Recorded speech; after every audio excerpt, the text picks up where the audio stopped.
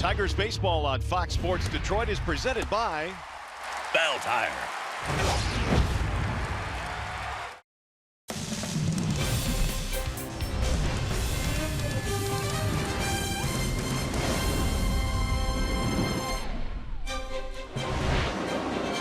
On this 4th of July, Tigers fans are spending the holiday with their favorite team on the road. Today from Wrigley Field, we celebrate Independence Day. And we say hello to all Tigers fans as we welcome you inside Wrigley Field. Another hot, steamy day for baseball. Game 2 in this series featuring the Detroit Tigers and the Chicago Cubs. Hi again, everyone, and welcome to Tigers Baseball. Mario and Pemba, Ron Allen. Glad you're with us here for Game 2 in the series. And Ron, another hot, steamy day in this ballpark. It's another full crowd in this ballpark. And I tell you what, the atmosphere is legit here. Did not disappoint. I mean, we knew coming here that they'd have 40,000 people here. They'd have another 10 to 15,000 outside. Tigers got off to a real nice start yesterday. Just could not finish the deal. Let's hope they get it done today. All right, Francisco Liriano is on the mound today for the Tigers. Now, he has pitched pretty well, has not won a ball game since the month of April, but he has certainly been in most of those games. You know, I'd like to see Francisco get back to the Francisco the first 7 starts of the year where he gave up 3 earned runs or less. I thought in his last start against his former teammates, the Toronto Blue Jays, he pitched away from contact. A lot of those guys know he has that really great slider, and he didn't get to that slider that often. He walked 4 in that particular contest. The numbers up and down, not bad, but I'd like to see Francisco reduce the number of walks. You cannot walk 4 Cubs here today and win this ball game, especially with their great offense. All right, now the Chicago Cubs have won 5 in a row. Their skipper Joe Maddon knows they still have to chase and catch down the Milwaukee Brewers, and Maddon talks about what his club needs to do to catch Milwaukee. We got to get our starting pitching right. That's been the big thing. You saw a little bit of it again yesterday. Kyle got through 5, but not nearly as sharp as he can be. Quintana today, you've seen him a lot in the past. Q's been off a little bit command-wise also. The guy that's nailed it down has been Johnny Lester. Johnny's nailed it down for the most part. But we got to get all these guys. We have such wonderful arms within our rotation. We got to get Yu Darvish healthy. That's pretty much, I think, the linchpin to our success, so we can start winning some 2-1 and 3-2 and 1-0 games. We've been hitting the ball well more recently, but I think one of our strong points is and should be our starting rotation.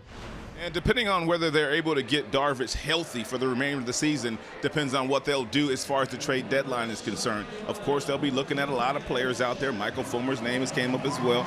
We had a lot more to say to Joe, and you'll hear more of that during the course of the broadcast. About this Chicago offense, the Tigers led 3-0 yesterday, could not hold on to that lead, and the one thing we found out is his Cubs offense can be quick strike. Well, my good buddy Chili Davis, he's their hitting instructor. He spent 19 years in the big leagues. He hit over 350 home runs as a switch hitter, and these guys really buy into what he talks about. They had 11 hits yesterday. 8 of those were the opposite way, most of those against Michael Fulmer. You can see where they rank as far as the north side slugger is concerned. Batting average, they're at the top. On base percentage, they're right at the top.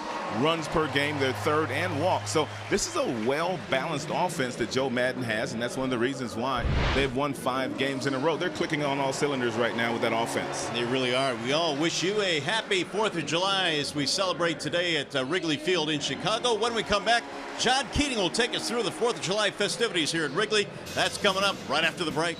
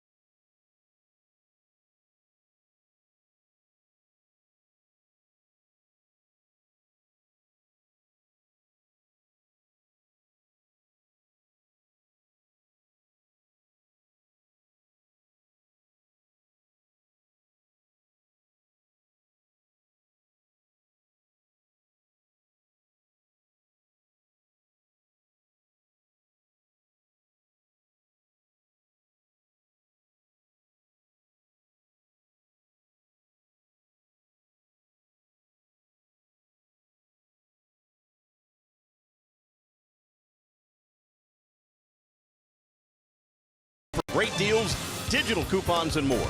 By Comerica Bank, raise your expectations of what a bank can be. Come to Comerica. And by Jeep. Hurry into the Jeep Celebration event and get a great deal today.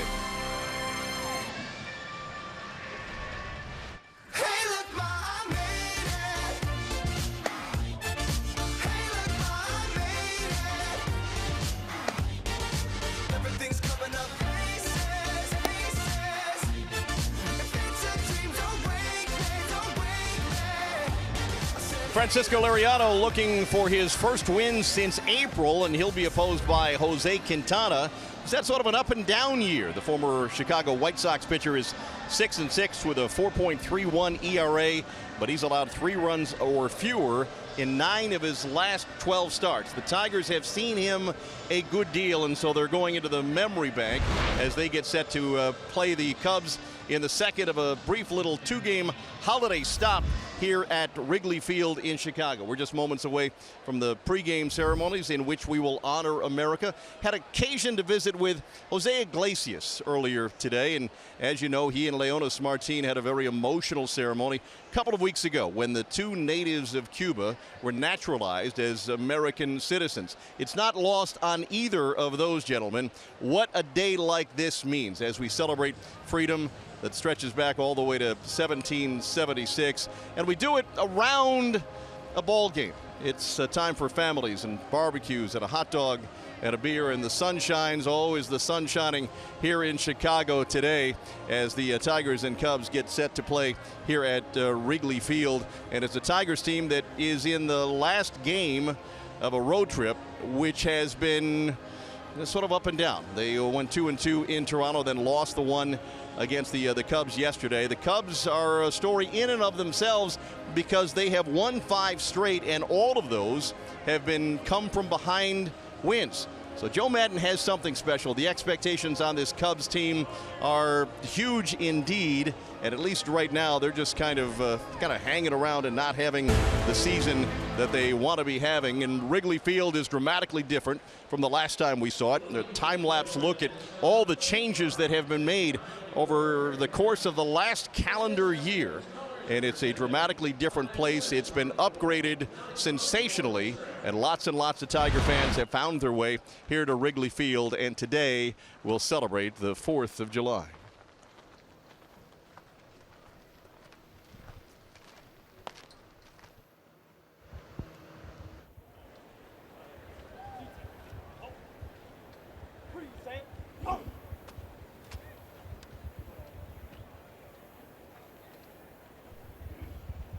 At this time, please remain standing and join Wayne and Kathleen Mesmer as they honor our nation with God Bless America, followed by our national anthem.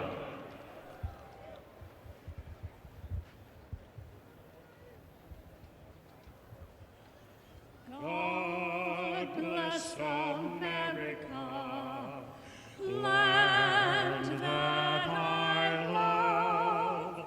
Stand beside her and guide her through the night with the light from above. From the mountains to the prairies, to the oceans white with foam. God bless America, my home, sweet home. God bless America, my home, sweet home.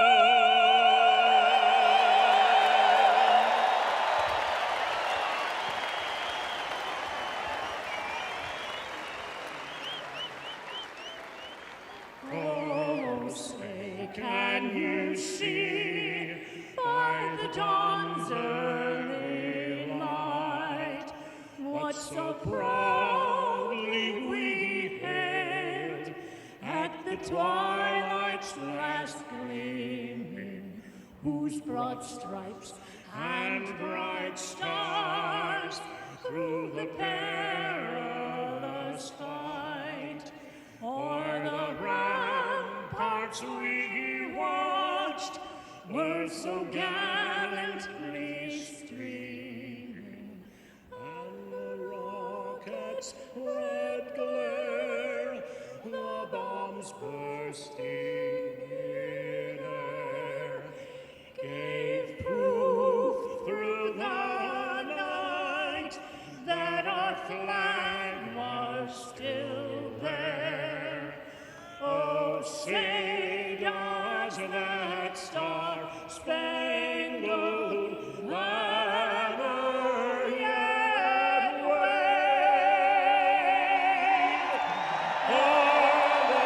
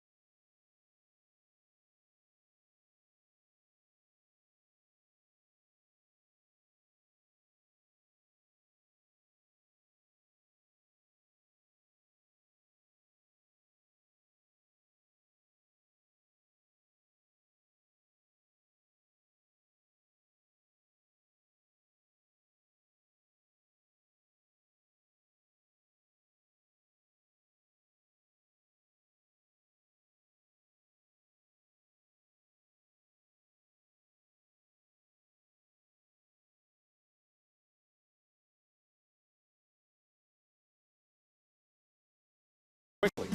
But not today.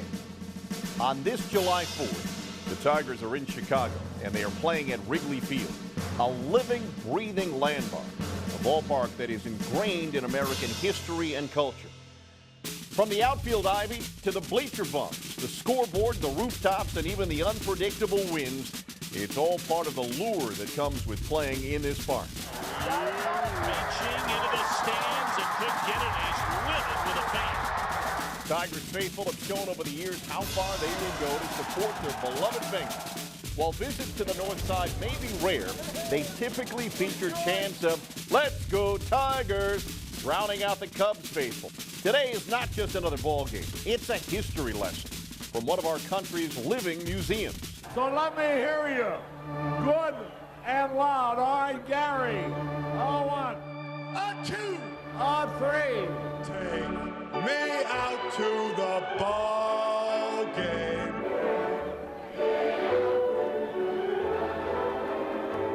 Hot dogs, apple pie, baseball. The Chicago Cubs, the Detroit Tigers, Wrigley Field on the 4th of July. Does it get any more American than this? And from all of us here at Fox Sports Detroit to all of you, happy 4th of July. It's a spectacular day for baseball here in the Windy City. 89 degrees our game time temperature. Glad you are with us here today on a spotless day at Wrigley Field. Here is the starting lineup for the Detroit Tigers in this game, presented by the Southeast Michigan Ford dealers.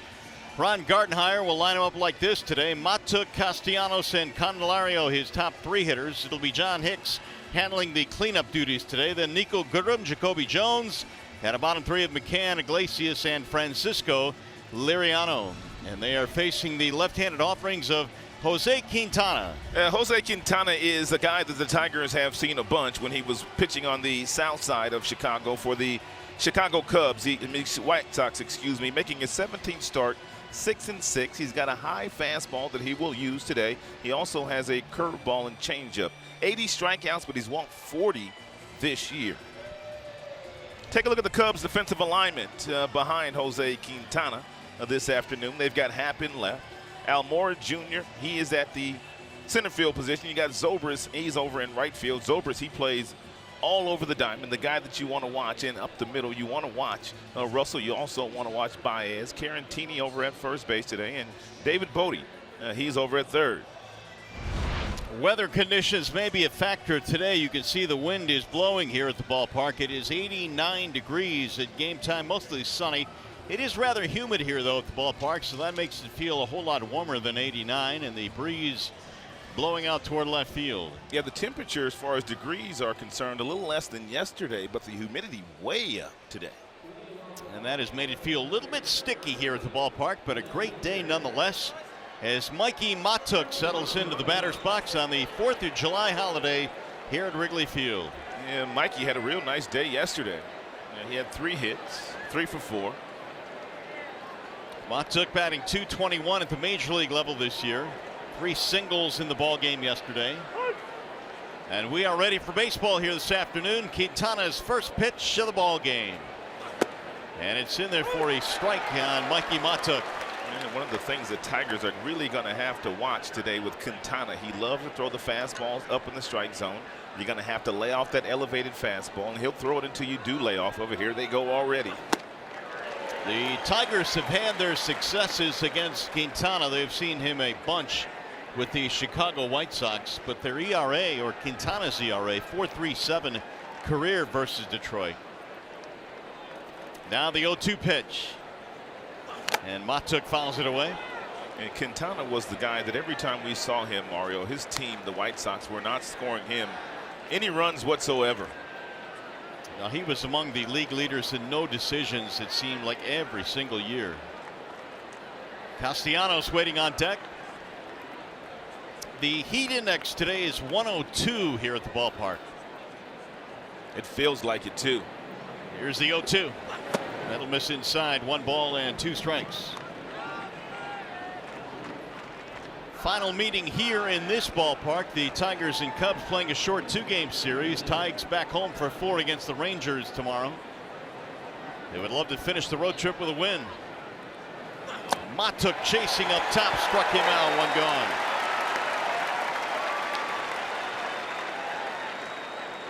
By the way, if the Tigers combine for 3 or more home runs in this game, bring a copy of the box score to a participating Arby's location tomorrow, and you'll get yourself a free small order of curly fries. Here is Castellanos. Nicolas had a hit in the ball game yesterday, a 4-game streak now for the Tigers right fielder.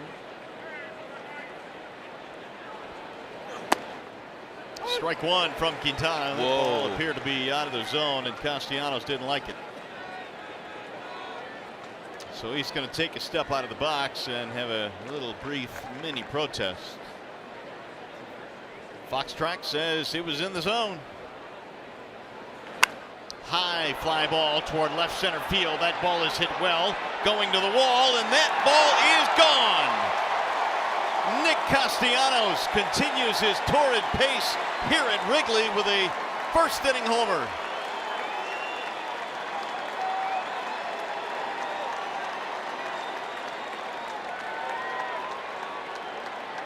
Sounds like a home game here. Castellanos has made Wrigley Field look really small the last couple of years. And he's killing lefties, man. I mean, he destroys left-handers. There's no hitter better than Nicolas Castellanos against southpaws. Quintana will give up his home runs, and he has surrendered one here in the first. Number 14 for Nicolas. Popped up right side of the infield off the bat of Candelario. First pitch was a fastball that was up that Nicolas had a little bit of beef with the home plate umpire. That would be Jim Reynolds. And then he got a little breaking ball here from Jose Quintana, and it landed right over the plate, and it was right down the middle, and a lot of times those don't make it to the catcher's glove. And Nicolas Castellanos, he torches first pitches, he torches left-handers as well, and breaking balls. And he loves, absolutely loves playing in this ballpark. Castellanos with major numbers here at Wrigley. 3 homers, 8 RBIs now in 4 games here. There's a ball up and in to John Hicks.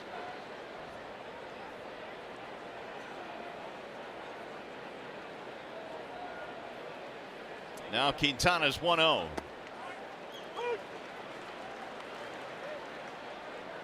Hicks assuming the cleanup duties today, playing first base. Jim Adduci played first yesterday. But Hicks has pounded left-handed pitching this year. He's had .327 versus lefties.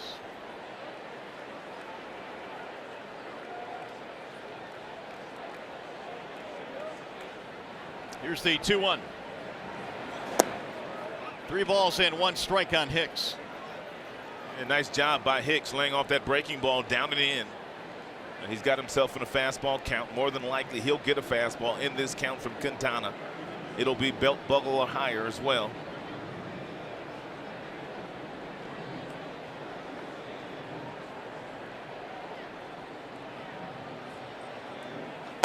And he missed up top, ball 4. Quintana issues a walk. Really, the fact that the Tigers have taken the lead early here against the Chicago Cubs has been no problem for them. Their last 5 games, which have been all wins, they have come from behind in all of those. So Tigers need to keep the pressure on, continue to score as many runs as they can. And that's exactly what Ron Gardenhire said yesterday in his post-game comments. He says we got to continue to keep the pressure on after we score those early runs. Nico Goodrum looks at ball 1. Goodrum knocked in a run early in the ball game yesterday with an RBI double. He has knocked in 26 now. And Nico seems to be getting an opportunity to play every single day on this road trip. Here's a strike call. Now 1-1 on Goodrum, who today is making his 5th consecutive start at second base. Back-to-back breaking balls thrown to Quintana to even the count at 1-1 to Nico Goodrum. 1-2.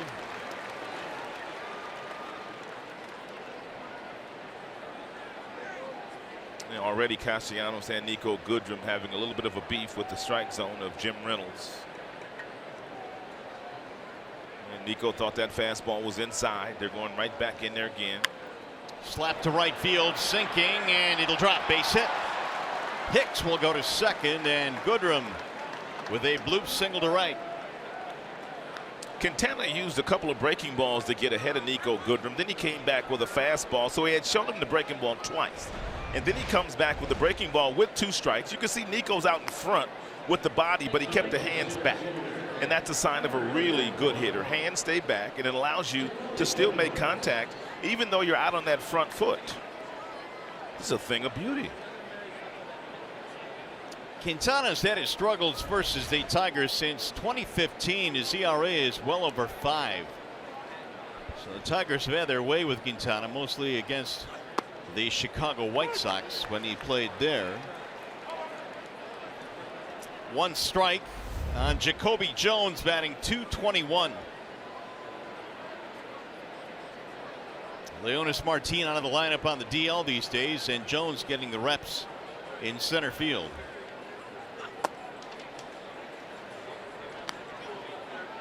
Jim Reynolds behind the plate.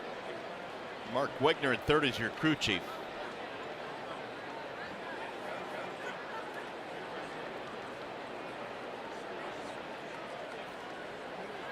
Here's the 1-1 pitch. Shattered his bat and looped it. Foul ground, diving try. Caratini gave it all he had, but he couldn't come up with it. Pretty good effort right there. It was a good effort. And Caratini getting the start at first base over Mike Rizzo this afternoon.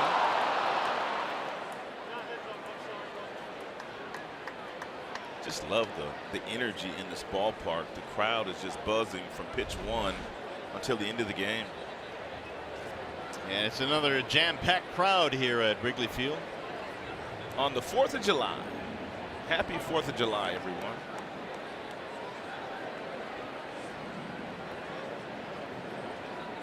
Jones waiting on a 1-2.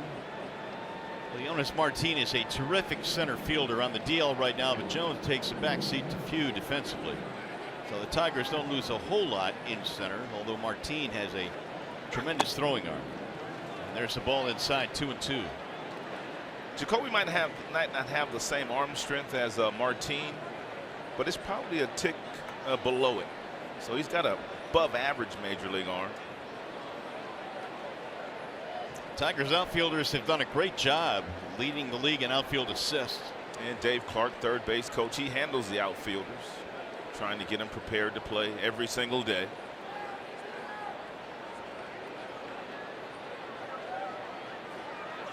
Swing and a foul. He just got a piece to stay alive. Here's Dave Clark. Dave Clark and Lloyd McClendon were talking to sweet swinging Billy Williams before the game today. He was on the field watching the Tigers take batting practice. Chicago did not take batting practice on the field today. There's legendary Lloyd. Gets a chance to sleep in his bed every time we come to Chicago. From nearby Gary, Indiana.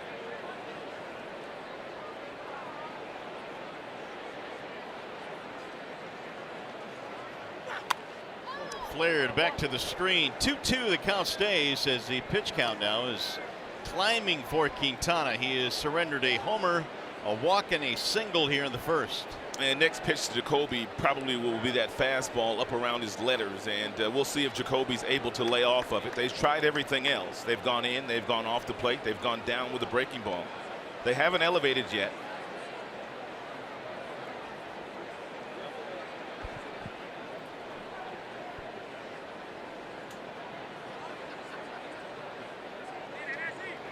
Quintana now is 29 years old. He was acquired last year at the trade deadline, just before the deadline, by the Cubs to bolster their rotation. Swing and a miss, and he got him on strikes. Jones out of there. That'll end the inning. However, the Tigers start the 4th of July with a bang. Nick Castellanos, his team high 14th home run. 1-0 Tigers.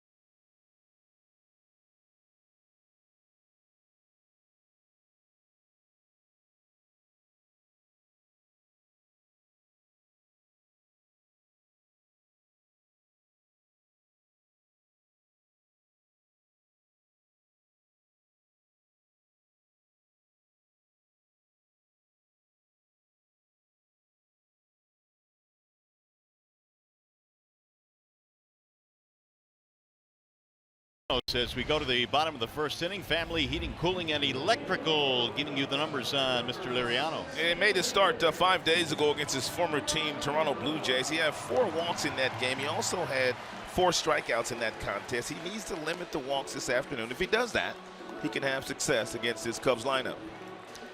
That Cubs lineup looks like this, presented by the Metro Detroit Chevy dealers. They've got Almora, Zobrist, and Baez at the top. Russell, Contreras, Happ in the middle. Bodhi is at third base. Caratini is at first, and Quintana is pitching. There is no Rizzo, no Schwarber, and no Hayward, all left-handed batters in this game. And now here is Almora to lead things off for the Cubs.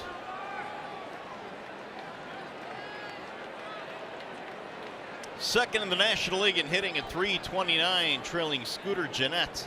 Liriano pretty much has been death on left-handers. That's why those 3 left-handers aren't playing here today.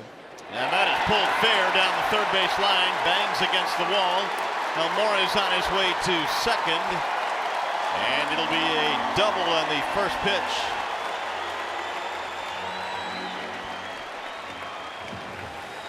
And Tigers will line up this way defensively behind Francisco Liriano. And Mikey Montuk's been in left field every start since coming back up from the minors. Jones in center, Castellanos, he's in right.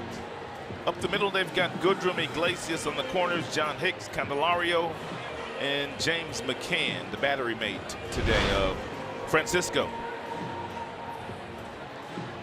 Here's Ben Zobrist batting in the 2 slot. He hit third yesterday. They bumped him up 1.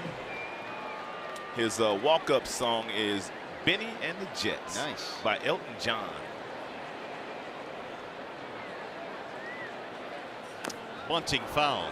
That was the first record I ever bought. Record, it was a 45. Benny and the Jets. Benny and the Jets. It was cold cut, man. I loved it. So Liriano, an early jam here. Almora Jr., their leadoff hitter, man, he's been banging. I mean, the only hitter in the National League with a better batting average than Almora Jr. is Scooter Gennett of the Cincinnati Redlegs. Chopper left side of the infield, going to try and get to third. Throw down, tag, got him. They've called Almora out at third base. Ill-advised. That ball was hit to his right, and a big play there for the Tigers. What a play by Iglesias. Yeah, anytime the ball is hit to your right, you never want to try to force the issue by trying to get to third base. Almora did that because the ball was hit softly. But Iglesias is such a great athlete. He gets over to that ball, then he shuffles it underneath, and he gets enough on it to get it all the way to Candelario, who's able to apply the tag. Great tag by Jamer as well. So the Tigers will take that exchange. You don't usually see your shortstop shuffling that far to any of the bases, but Iglesias has enough confidence in his skills to do so and made a nice play. Javi Baez struck out 3 times in the game yesterday. He was 0 for 4. Didn't have a whole lot of luck against Michael Fulmer. That is popped up foul. And Hicks will run out of room. Had a chance to talk to Joe Madden before the game today. He was kind enough to spend a little time with me on camera, and he was just singing the praises of the youngster Javi Baez. Said he had a rough day yesterday, but by and large says his skill set is superior, and he should be a perennial all-star someday. Well, he's got 16 homers and 61 RBIs already. And I asked Chili Davis that same question you asked me yesterday. How do you cut his swing down? And Chili actually said they have cut his swing down a little bit. Said they have cut his swing down a little bit, but he still has a lot of room to go. Chili said he's work in progress, but he also said what you said. He's so talented. How much can you change a kid like this? He's down in the count, 1-2. He's a free swinger. It'll chopper back to the mound. Liriano thought about second. He'll get the out at first. Here's the other question. Guys that have such a huge swing like that typically don't have as much success as he's had. No, they don't. Well, you saw the Tigers, though. Well, it's Michael Fulmer, too. Fulmer was able to dominate him yesterday, but Michael Fulmer was able to dominate a lot of right-handers with his plus stuff. Here is Addison Russell in the cleanup slot today. Russell, a 7-game hitting streak.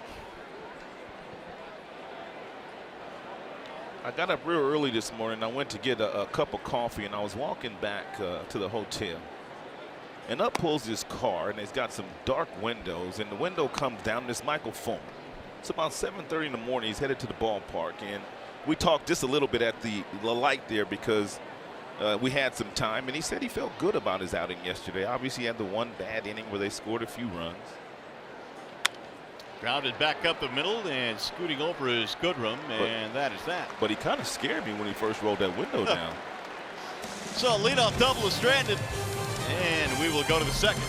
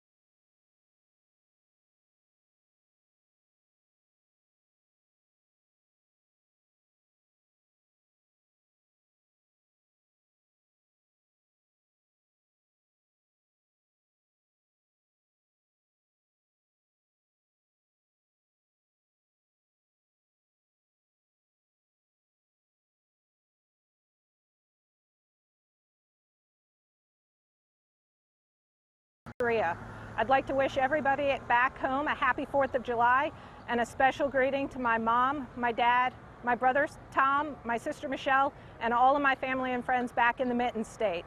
Have an extra Vernors for me, and go Tigers. Oh, a nice cold Vernors sounds really good right now. And thank you very much for that nice greeting here on the 4th of July as we go to the second. It's the Tigers on a 1-0 lead early on here. The home run by Castellanos, the difference.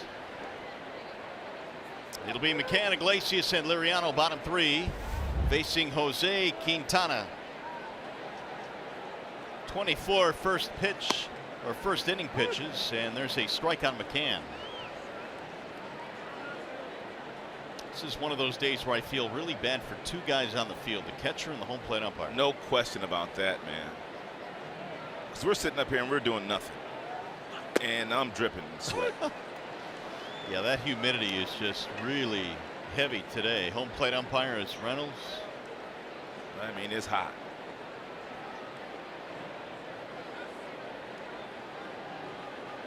Lloyd got that towel, keeping that heat off his neck.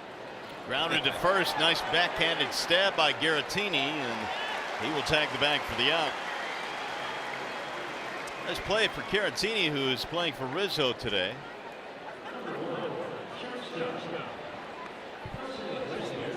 It'll bring up Iglesias.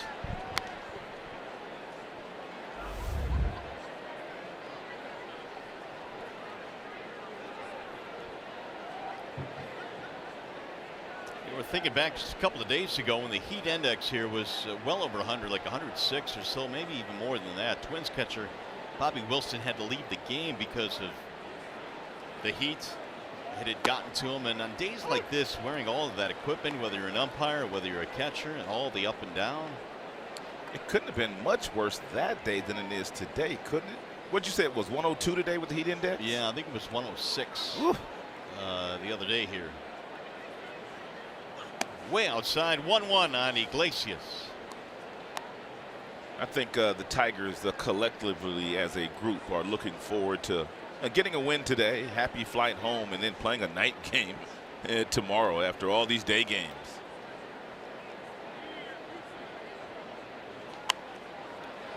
He'll get back out of play, 1-2 on Iglesias. Which makes you wonder, back in the day when the Cubs played nothing but day games at home, if they had a 10-game homestand, then that's 10 straight day games. Especially in the summertime. Lights were installed here at Wrigley in 1988. It's the first time they began to play night games here.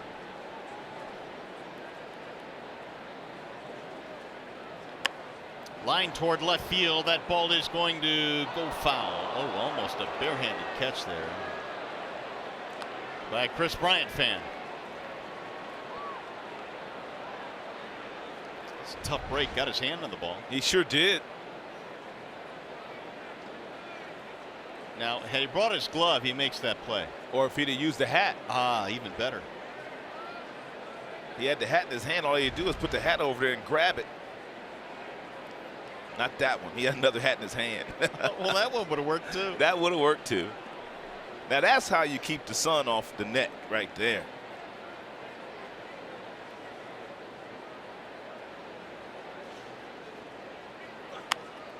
It'll pop up, foul ground, first base side. They'll drop. You talked about all the success that the Tigers have had against Quintana in the past. And Victor Martinez obviously not able to play here because he is the designated hitter, but he had worn Quintana out. 429 batting average. So those are some of the disadvantages of coming to the National League Park when you can't use your best hitter against a certain pitcher. Well, those are the numbers, better than 400. Well, I think eventually, somehow, some way, we're going to have the same rules in both leagues. Now, are you in favor of yes DH or no DH? Yes DH. Not a fan of the pitchers hitting. I do love the National League style of baseball, but it's starting to get a little bit more even now, Mark. I don't think it's so much National League style anymore and American League style anymore. I think they're sort of getting equal with the exception of the pitchers still hitting the senior circuit. There's a bouncer up the middle. It's going to be bobbled. Baez not in time, and Iglesias is aboard. That's going to be the 11th error of the year for Baez, and that's a play where he had plenty of time to get in front of that baseball the more conventional way and just make a nice routine play. But he elected to slow down and backhand it, which is you'll see some players do, and that ball crawled right up his arm. Base hit. It'll put one on with one out. And now Liriano.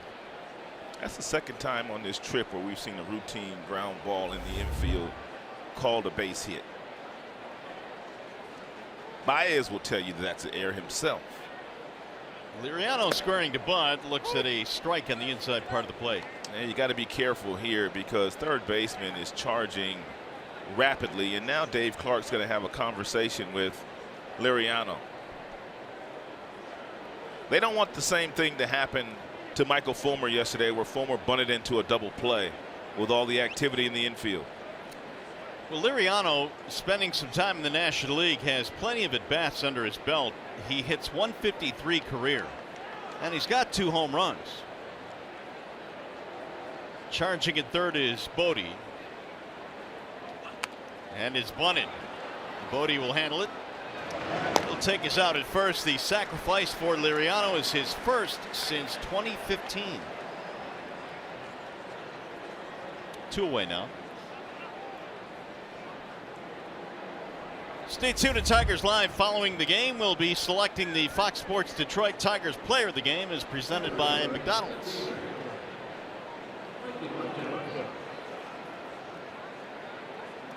Here is Mikey Matuk.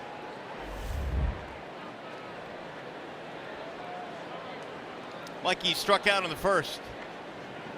Tigers have a chance to get a run here with a 2-out hit.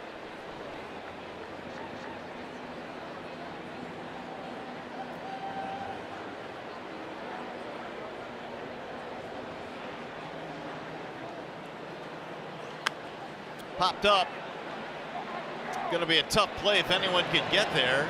And the right fielder, Zobrist, makes the catch to retire the side. No runs, a hit, 1 man left.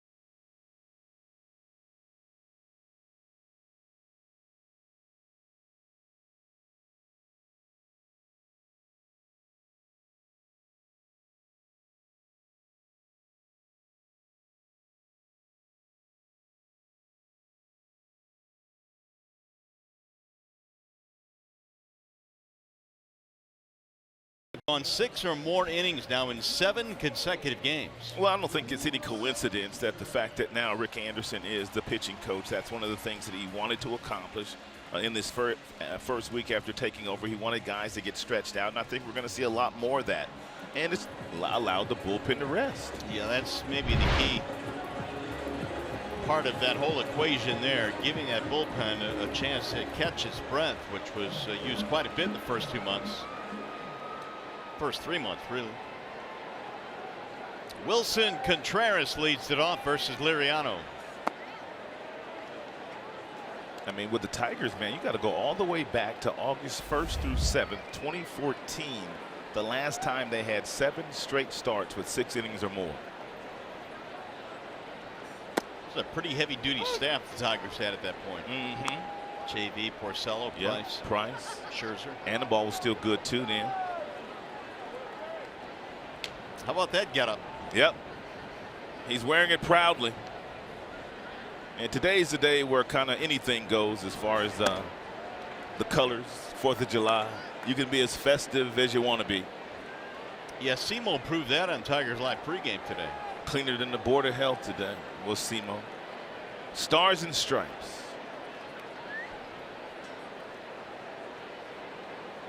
2-1 on Contreras. 3-1 now from Liriano, who has had an issue with base on balls. Liriano had 4 in his last start, 3 in each of his previous 4 starts.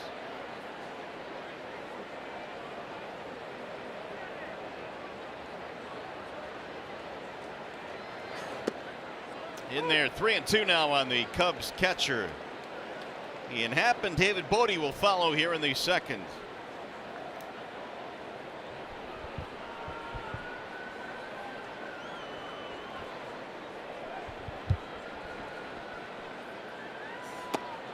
Walked in ball 4. Man, that was close. Leadoff man on, second straight inning. It's a July 4th flash sale now until 11:59 p.m. tonight. Select lower level seats up to 50% off for tomorrow through Sunday's Tigers Rangers games, courtesy of Fox Sports Detroit. You got to act fast, though. This deal will be gone faster than you can say Independence Day. For tickets, go to tigers.com, enter coupon code Fireworks. Here is Ian Happ, who entered the ball game yesterday as a pinch hitter and walked. He is starting today in left field. Way outside, 1-0. Now you look at Liriano's numbers. He has not won a game since late April, but in 7 of the 9 starts since, he's allowed 3 runs or fewer. Which means he's not getting run support. Exactly. He's kept his team in the game. They got an early run today.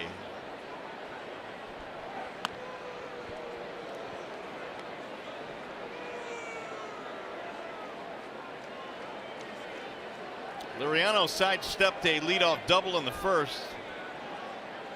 Base running error by Elmora helped him out. Outside again, now 2-0.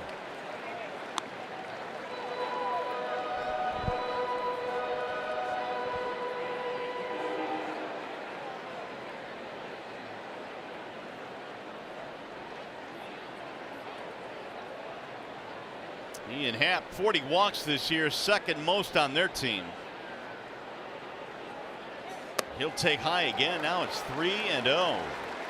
It's a good visit here by McCann because we've talked about the fact that Liriano has walked quite a few this year. He walked 4 in his last outing. So it's a good visit here by McCann to try to settle him in, to get him back over the plate.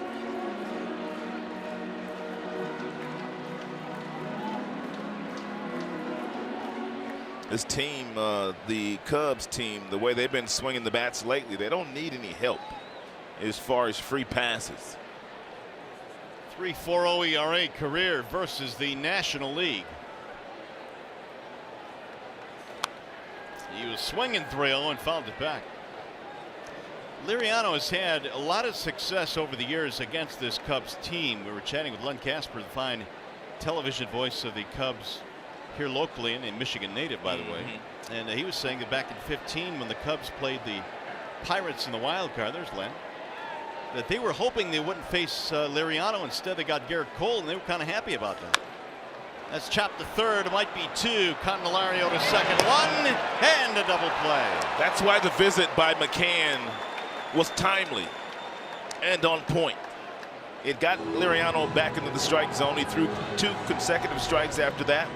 The one hopper to the former Cub, Jamer Candelario, around the horn to Nico. And Nico able to get it to John Higgs. And boy, did Liriano need that. Good feed, good turn. We'll bring up David Bodhi. Getting back to that story, though, can you imagine facing the Pirates and saying, you know what, I'd rather face Garrett Cole than this other guy? Yeah, they said that Liriano in that particular year really had dominated the Twins team, and so they did not want Cubs team, so they did not want to see him. There's a drive to center field, sending Jacoby Jones back to the wall and gone. Ooh. Oh my goodness, to dead center field for David Bodhi. First home run of the year. And when Bodhi hit it, man, he hit it like he'd hit 15 of them already, Mario. I'm not kidding, man. That thing just zoomed off his bat. All tied up. He killed that.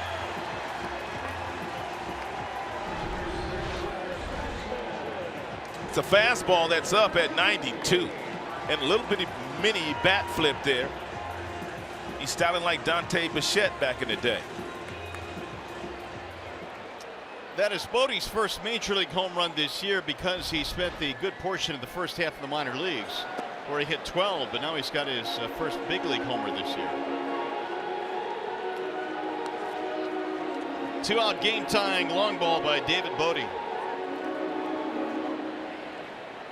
That's actually the first of his major league career, not just this year.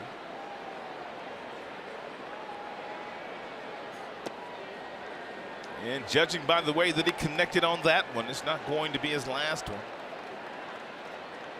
Well, we got a new ball game now. Caratini batting .262.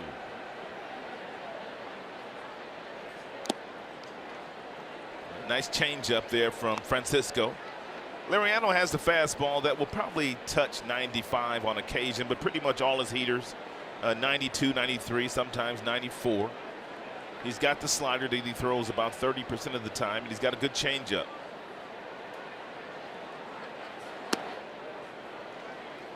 Both of the Cubs hits in this game have come on the first pitch. The double by Almora in the first, and now the home run by Bodhi.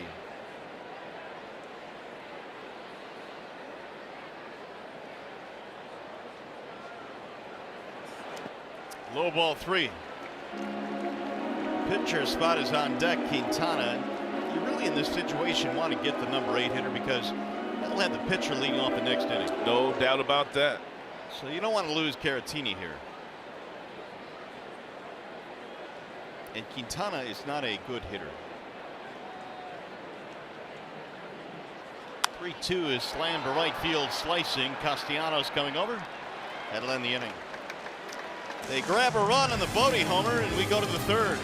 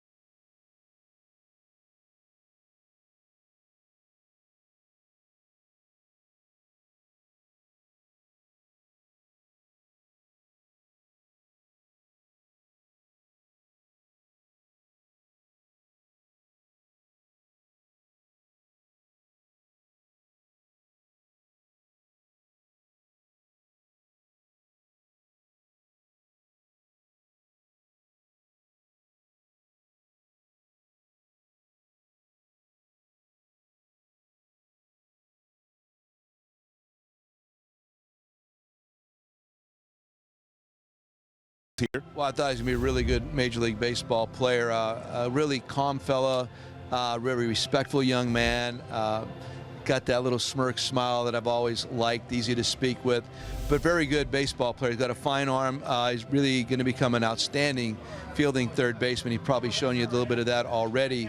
Switch hitter, got some pop from the both sides, got patience at the plate, knows how to look over a pitch, and he's not just going to go up there swinging wildly. He may do that when he's not playing on a regular basis, but when he plays, you're going to see a nice patient hitter at home plate too. I think watch him grow. Little similarities on the left side to Cano, the way he sets up and swings, but I really like this kid a lot.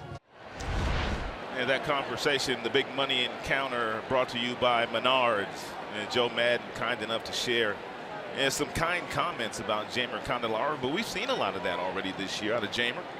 Yeah, everything he said, every single thing he said is right on. I mean, Jamer's been a joy to be around. And so far, so good for Candelario, who will bat second in the Tigers' third here. Castellanos leading it off. And Joe Madden, tough man to run down. Oh, he is. He's tough, man. He is a rock star here in Chicago. And actually, when he came out to do the interview with me, he says, man, I am so busy every single day. I barely get on the baseball field. Well, that's part of life here at Wrigley Field, and managing this team with his persona. I love the shirt he was wearing, too. MaddenArts.com. He's got his own art company, and it was sweet too. A lot of comments on that that shirt. Castellanos with a 1-1 count. Would you wear it? Maybe, because I'm sure I could work on Joe and get you one, or maybe I just go buy one myself and give it to you if you won't put it on. I'll give Joe a call after the game. have him send me one. Be a good workout shirt. He's into everything, man. I mean, he's dibbling and dabbling in the restaurant business. He's got the art company. Kind of like you. Well, I wish. I mean, I wish. I knew Joe way back when, though, man. He used to run this this camp in Arizona. When I first moved to Arizona, they had this really big camp where all the high school kids would come from Colorado and all over. It was a huge camp. I mean, they did 2 weeks of it, and you had like 300 or 400 kids every single week. So the thing was huge. And Joe, he would manage the entire thing. I mean, he got everybody in the right spots. He got all the kids in the right spots. He was the man. Castellanos goes down on strikes. We bring in John Keating. Well, down the left field line, we have found, wave everybody. There they are. 85 Tiger fans who came over in a couple of buses for this series in Chicago, including a couple of stars, and Dan Petrie, who won it all with the Tigers in '84, and John Warden, who won it all with the Tigers in '68. You have to be the entertainment on this bus, I would think, John. I lighten it up a little bit and make sure they're on their P's and Q's, you know. Yeah, I don't let them go to sleep. What's the best story from the bus ride? You know, it's rehashing what team was better, you know, the 84 team or the 68, and I think we're at a draw right now. And how wild did the bus get? Well, I fell asleep early because I drove 5 hours to get up here, coming up. But I keep it livened up, tell some jokes. Then I always get on the Michigan people about them, because I'm an Ohio State guy. Yeah, they're 1-13 against us, and the championship trophy's in Columbus. You've been to Wrigley Field before. How special is this place? I have, but it's beautiful. And you know what? The thing that's special about this is it's the 4th of July, it's Independence Day, and there's nothing more American than being at Wrigley Field and seeing a baseball game. All right, everybody, wave to the people back home watching. There you go. Here's all your Tiger fans. Mario Rod rooting on the guys. Pretty impressive group. Thanks, Keats. And taking in another great Tigers game here at Wrigley Field on a warm afternoon. Yeah, a lot of people here in Chicago thought they should have been the team playing the Tigers in the '84 World Series. I'll tell you what, I thought for sure that was going to be the matchup. And the Padres powered their way into the World Series, and the Tigers took care of San Diego. 2-2 is inside. 3-2 now on Jeimer Candelario. It's been about 2 months now where the opposing pitchers, and I don't care if we're playing a National League team or an American League team, they've been busting Jeimer Candelario inside with that fastball. Going back in there again. It'll pop up to the shortstop, then it'll be hauled in there by Russell. 2 gone. Timeout for the Bernstein advantage. The opponents have had the advantage on Quintana, it appears, this year. Career worst this season in quite a few categories. And walks per 9. That's way up. I mean, that's 4 walks per 9. That's tough to win ball guns when you're walking that many.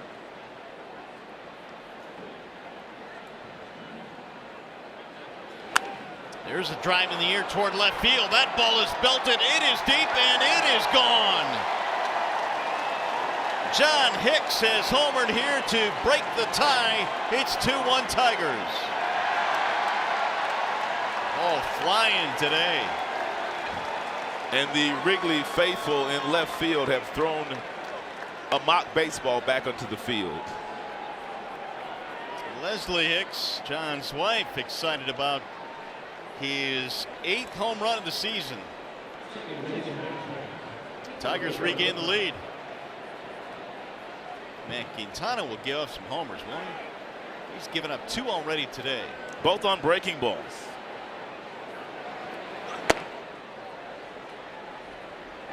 Nico is singled in his first at bat.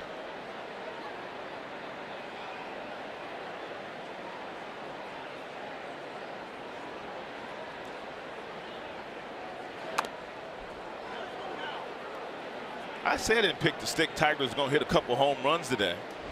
And John Hicks is hitting one. Nicolas Castellanos is also connected for a home run. I'm waiting on Nico Goodwin to connect to one now. A breaking ball from Quintana to John Hicks, and he drilled that just like Nicolas Castellanos did. Move your feet, Nico. He's backing out of there. 2-1. Goodrum with a couple of hits in this short 2-game series.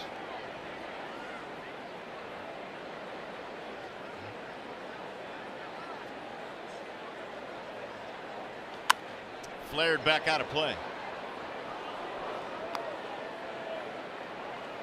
Quintana was pretty good for the Cubs last year after the trade. He went 7-3 down the stretch with a 3.74 ERA.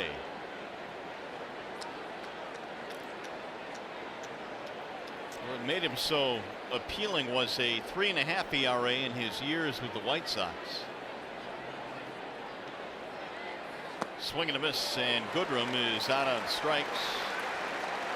Well, in the inning, not before the Tigers strike again. John Hicks on the 4th of July with a long ball.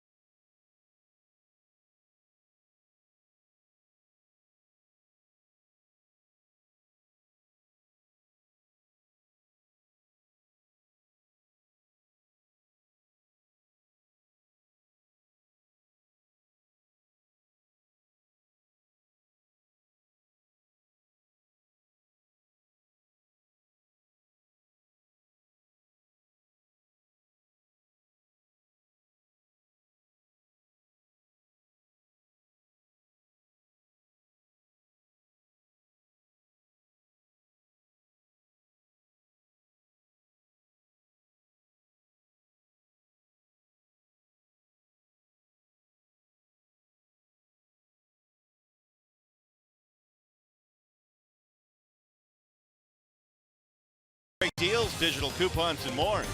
Comerica Bank, raise your expectations of what a bank could be. Come to Comerica and get your family ready to roll with a new vehicle at the Chrysler 4th of July sales event.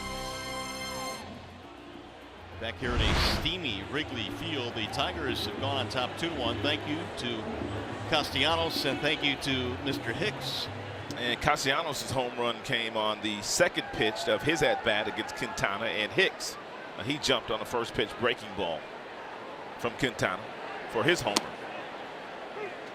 Quintana's strength has never been his hitting. He is 2 for 78 career. That would be an .026 average. That's not what he's paid to do. He is paid to pitch. Now that swing right there did not look like an .026 hitter, though. That was a pretty good swing by Quintana. He was just about an hour and a half late. Now Liriano's 0-2 and it bounces in. He is 0 for 29 this year with 14 strikeouts. Quintana and then Almora and then Zobrist.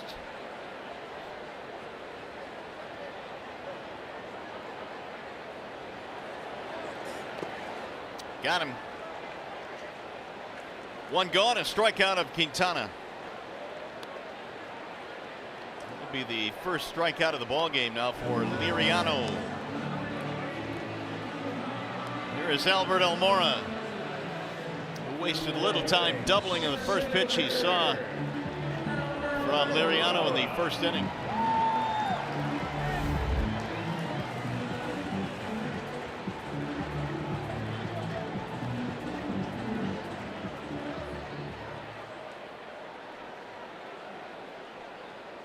Average now 332.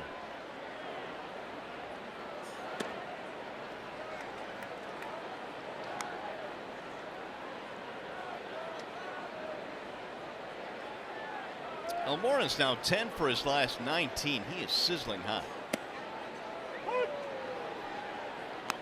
1 ball, 1 strike on Almora. First round pick back in 2012 out of Hialeah, Florida. He's pretty much taken over the everyday center field position.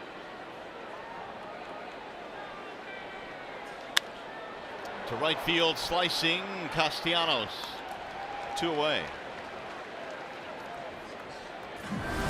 FIFA World Cup quarterfinals kick off Friday on FS1. First, Pogba and teen sensation Mbappe lead France against Uruguay. Then Neymar and Brazil battled Belgium. The World Cup quarterfinals start at 9 a.m. Eastern on FS1, or stream all the action live on the Fox Sports app.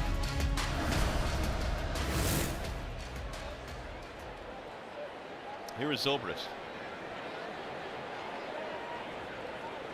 You know, the best laid plans, Rod. I walked into the production truck this morning and I said, let's play a joke on Ron. Give him that promo to read and see how he reacts.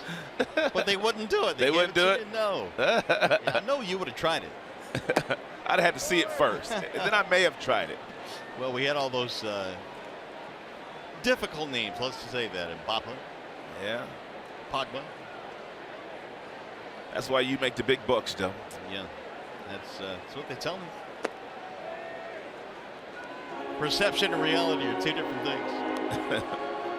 2-1 on Zobrist, who reached on a fielder's choice in the first. Cubs might have cost themselves a run after the leadoff double, and then Almora tried to get to third on the ground ball and was thrown out.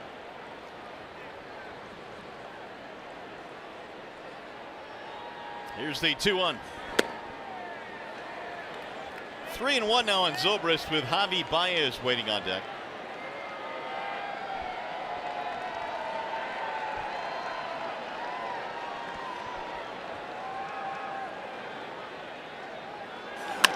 Chopper to the shortstop, Iglesias. That's what Liriano needed. A 1-2-3 third. Let's go to the fourth at Wrigley. Tigers baseball presented by Bell Tire.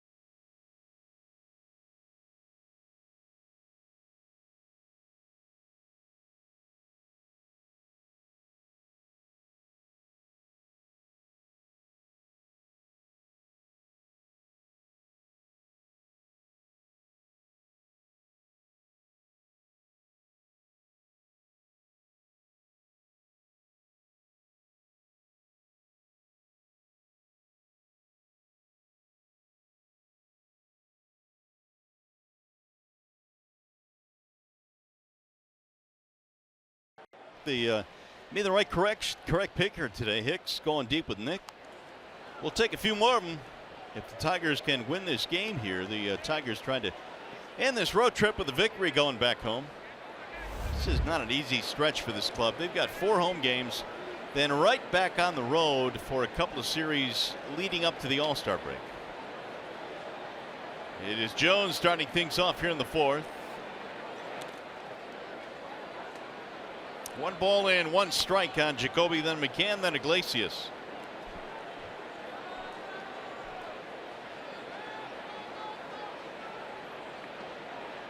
Quintana has not had a 1-2-3 inning yet.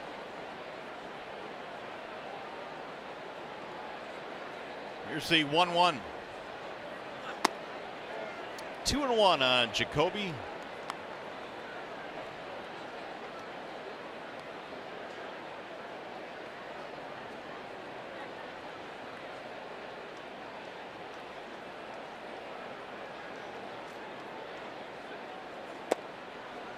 One thing you can say about Quintana is he is very durable. He will give you 31, 32 starts every year. He's done 32 starts now for 5 consecutive years. He's been able to stay healthy. He's gone out there every 5th day. That is pulled to third on the backhand there, Bodhi. And Bodhi throws him out. Nice pick at first base by Caratini. Both Bodhi and Caratini have made nice plays. They don't miss much when those two guys are playing against left-handers. One hopper backhands it, picks it cleanly, grabs it, throws a 4-seam across the diamond, bounces it, but gets some help from the first baseman. So it's been a pretty good day so far for David Bodhi, a homer and a nice defensive play there. Here is McCann. He grounded to Caratini, the first baseman, in his only at bat.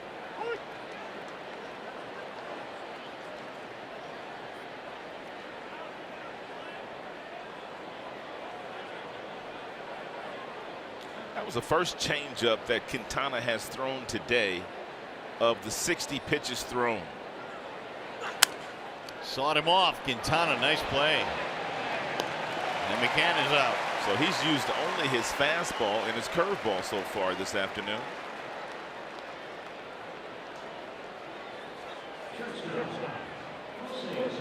It is the July 4th flash sale. Act fast for tickets for this weekend's Tigers versus Rangers series. From now until 11:59 p.m. tonight, upper box infield seats start at $10, and select lower level seats are up to 50% off, courtesy of Fox Sports Detroit, Tigers.com. Enter the coupon code Fireworks. Now, why wouldn't you let me read that one? See, I could read that one. I'll give you the next one. There were no Mbappes in that one. There's a ball outside to Iglesias. Iggy had himself an infield single in his first at bat. Quintana pretty good first pitch strikes, 13 of 17. Popped up. Is there room? There appears to be room for Caratini. And the Tigers go quickly here in the 4th inning. 1, 2, 3.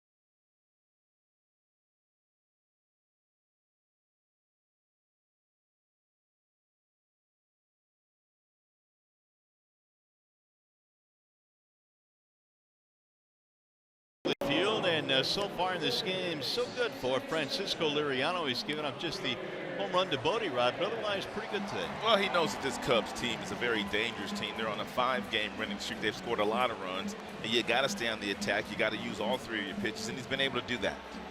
Tigers getting home runs from Hicks in this game and also from Castellanos, and they are guarding a 1-run lead right now as the Cubs come to the plate here in the 4th. It'll be Javier Baez to lead things off.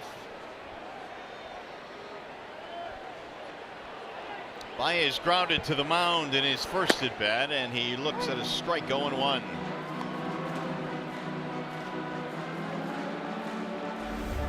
Russell and then Contreras to follow. Cubs do not have many of their big names in the lineup today. Of course, Chris Bryant's on the DL, and Rizzo's out, Schwarber's out. That ball whistled to left and a base hit. Leadoff man on here. And they finally got something close enough for Javier Baez to make contact on.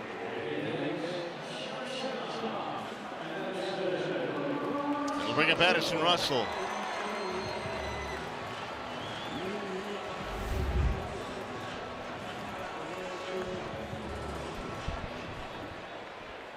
And Baez will run. He's got really good speed. He's got outstanding base running instincts.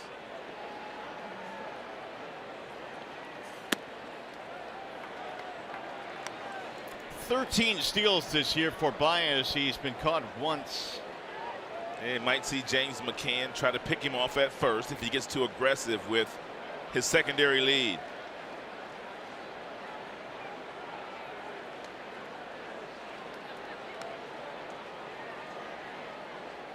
Cubs have won 5 straight, 6 of their last 7. Their run differential this year leads the National League, 101. A plus 101 in run differential. They got him picked off. Throw down to second, goes into left field. Baez on his way to third, and Matuk throws it away, almost into the dugout. Now Baez will go back to third. What in the world happened there? That throw from Matuk seemed to slip out of his hands. And they're fortunate it didn't go into the dugout. Well, 2 bad throws. A bad throw by John Hicks and also a poor throw by Mikey Matuk. I mean, this miscommunication there because you had both Nico Goodrum and Iglesias both at second base, so they didn't talk about who would be covering that play, but it, generally speaking, as we watch Matuk throw that ball, he didn't have a good handle on that one. He just rushed his throw.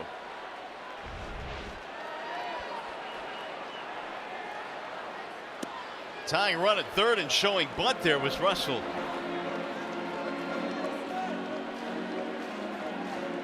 Stolen base, E3.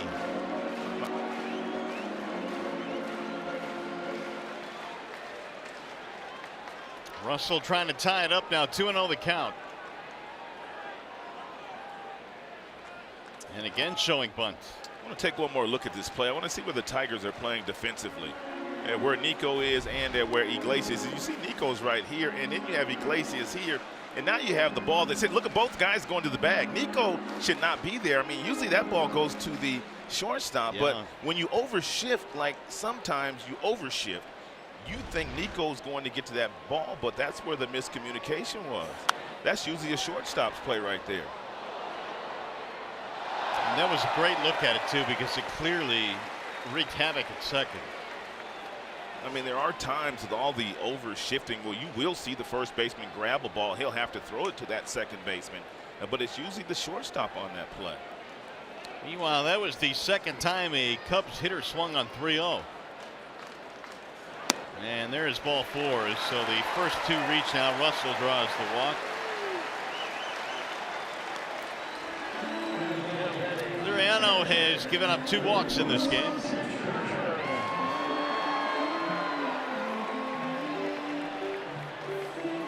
First and third, nobody out for Wilson Contreras.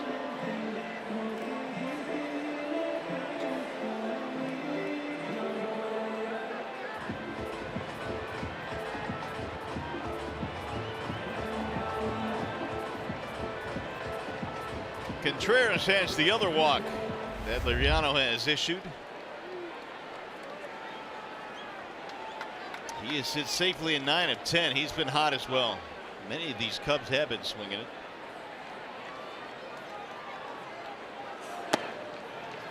Ball 1. Liriano having difficulty throwing strikes. You got to watch Baez here at third base. I mean, here he is, and you got Russell over here at first base. There was a play this year where the first baseman takes off, and then Baez, if you got a left-hander throwing that ball over, he'll go down the line a long way, and he'll still home. So you have to be careful if you're Liriano throwing the ball over to first base, especially if you lob it to first base. If you throw it to first base, you have to throw it firmly. If you lob it, because Baez is so far down that line in his base running instincts, he might just try to steal home plate. He's that kind of baseball player.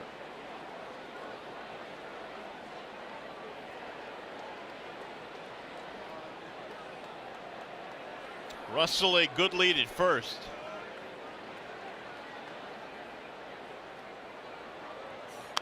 Fouled away again.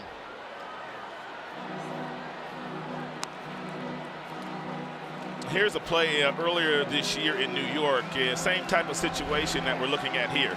He throws it over to first base, and here comes Baez. You saw that left-handed pitcher. He lobbed the ball over there. You can't lob it. Well, he had a huge lead.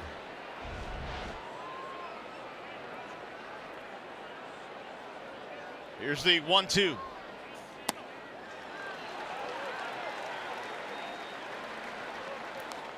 Liriano in a bit of a pickle here in the 4th, and he's gone to 50 now. His ratio has not been that sharp today.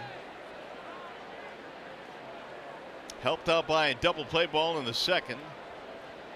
Base running error in the 1st by the Cubs. And they're going to try it again. Here's the throw to the plate, and he's safe. Oh, they called him safe. And the Tigers assuredly will look at this. How about that? They tried to pull it off again. He sure looked out, but right on the play was Jim Reynolds. Tigers are going to, they might as well challenge it, is what they might as well do. What a great slide here by Baez if he is safe. Jim Reynolds is on top of it. You saw James McCann after he feels like he applies the tag, and he tells them to look at it right away. And they are not going to challenge it. My goodness. How about that? You had that on your radar, Rod, and that wasn't even a lob, too. No, and he still tried it, man. He's a fearless baseball player. What a great look. Unreal slide. That is a steal of home for Baez.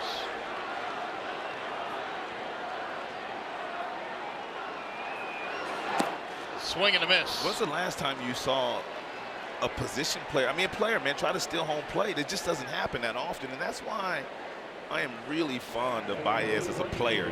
Yes, we watched him strike out 3 times, but he got a base hit, he stole second, he got the third, and the man stole home plate. He should have been out there, but a great slide got him in there to really cap that play. Right. Wow, 2 steals for Baez in the inning, 1 of home to tie the game.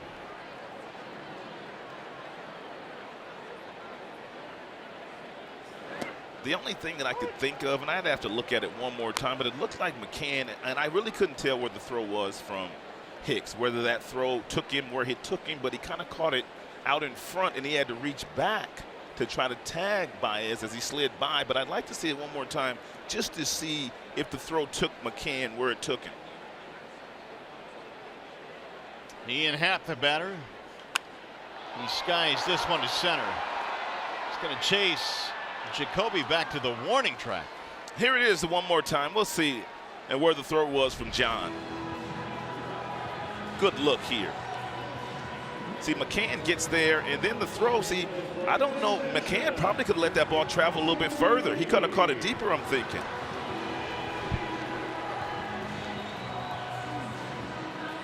Yeah, kind of a low throw, looked like, yeah. Well, you did use one word that is appropriate, fearless, for Baez. By the way, there have been 7 steals of home in the majors this year, 2 of them now by Baez. So you can't fall asleep on him. I wonder how many are those types of steals. Yeah, probably not many. Versus the runner being on first base and then stealing, right? And then they throw the ball down there, and then the guy comes home. I would say probably the other 5 are that way. I don't know. Yeah, I would too. Meanwhile, 0-2 the count on David Bodhi.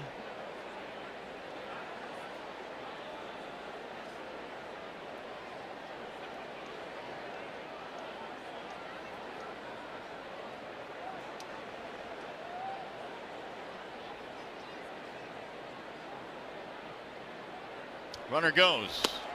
McCann's throw is not in time to bounce in. A steal for Russell. Russell had about 8 steps underneath him before Liriano even threw the ball home, and James McCann had no shot at throwing Addison Russell out. Big jump.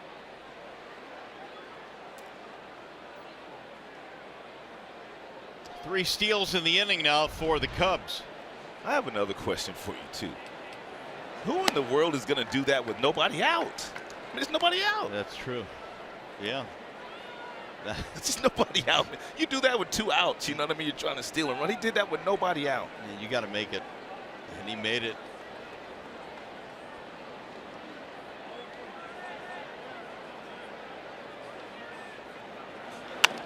Just got a piece of that one to stay alive. Do you think Joe Madden is okay with that play? I think he's kind of okay with everything Javi does, man. We talked a little bit today about him, and you got to live with the day before. I mean, he had the 3 strikeouts, but he's just a dynamic young player that's just fearless, just has really good instincts, but he does do some things that make you scratch your head from time to time too, like most young players. Got him, strike 3. Bodhi caught looking to end the inning. However, Baez steals a run literally from the Tigers. He steals home plate, and we're tied at 2.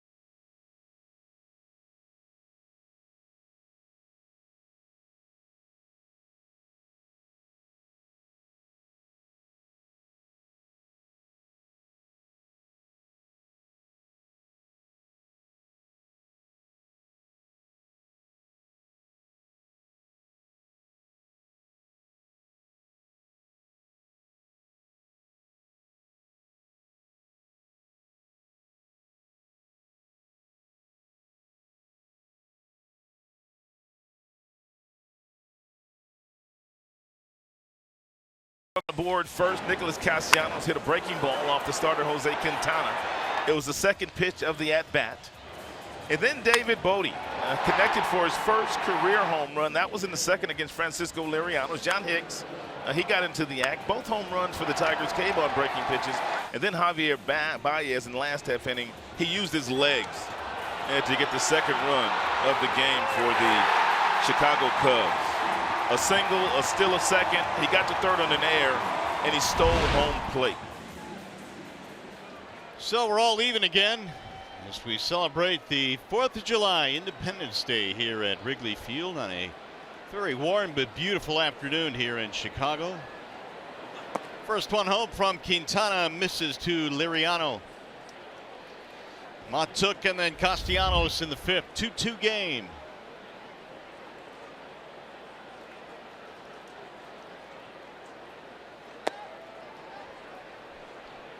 Two 2-0 on Liriano, who had a sac bunt in his first at bat. Tigers have used the pair of home runs to lead twice in this game, only to have the Cubs come back.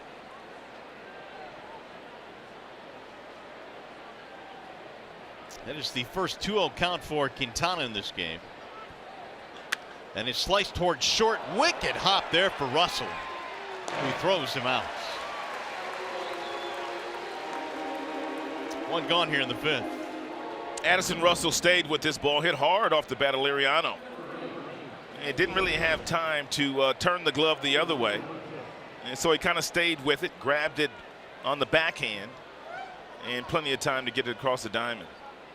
Addison Russell, former #1 draft choice of the Oakland Athletics. That'll bring up Mikey Matuk.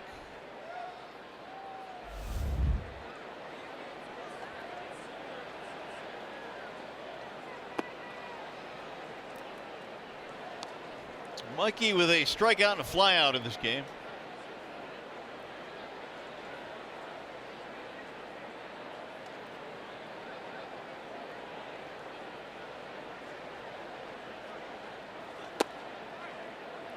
Quintana has made an all-star team. He did so a couple of years back in 2016. Now you look at his record, he's only 13-12 that year, which was certainly unimpressive, but the ERA of 3.20 is what got him there. And we talked earlier about how the White Sox never seem to give him any runs. He's always had great pitchability. You talked about it just an inning ago or so. This guy, 200 innings every single year.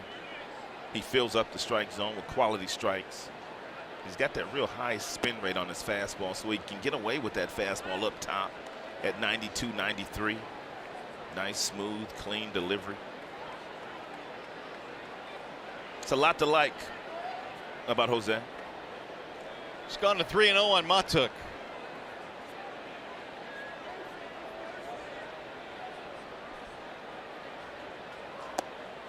I know you talked to Joe Madden about his pitching before the game today. They would seem to me, Rod, to be one of those teams at the deadline that want to upgrade that rotation. They will, and there's no doubt about that. With Theo Epstein in charge and them printing money around here in Chicago and Wrigleyville, they will go out and get themselves a quality starter.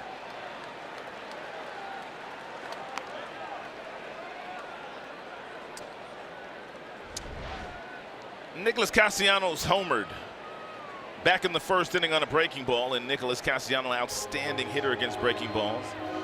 And StatCast, powered by AWS, and provides us with some numbers. 38 degrees was the launch angle. It traveled 370 feet.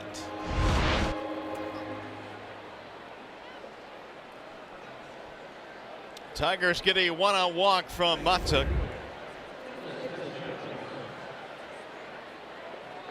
Second walk of the game for Quintana. Now here is Castellanos. If Castellanos gets a strike on the first pitch, I mean, there's no doubt he'll be swinging. He usually does. And his numbers are really good when doing it. Over 400 for Nicolas. Ball one. Nick hit a grand slam on Sunday in Toronto. It was his 4th career grand slam. Nicolas probably will represent the Tigers in the All-Star game this year, right? Oh, sure. To me, it's a no-brainer. Right. Huge lead over there for Mikey Matuk, 12 feet.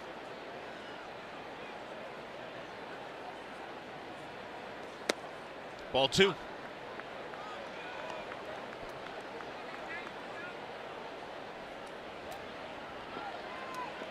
Castellanos came in hitting .430 versus left-handed pitching this year. We've documented how he has crushed lefties.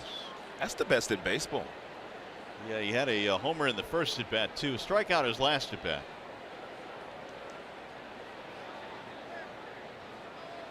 And Quintana throws the strike on the outer edge. He's gone to 2-0 in the last 3 consecutive hitters falling behind. We'll see if Nick can make him pay here. 2-1. Every pitch has been away from Nicolas. And you can see the numbers second time through. Really good. Balloons to 375 the third time through. That's where the Tigers are right now. They're in the third time through against Quintana. Oh, they got him picked off. Mikey heading to second, getting in a rundown now. He's trying to stay alive as long as he can. He's given it the old college try, but he's tagged out.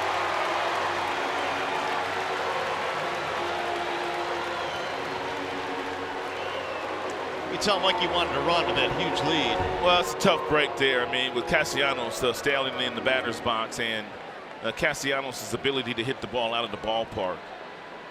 I don't know if Mikey was on his own or if they gave him the green light, but Quintana was able to sniff it out and he picked him off. The putout goes 1-3-4-6-1. And because obviously he's in scoring position at first base with Nick in the batter's box. It also goes to the caught stealing. Now it changes the way that you pitch to Nick. You don't have to pitch to him if you're Quintana here. You don't have to.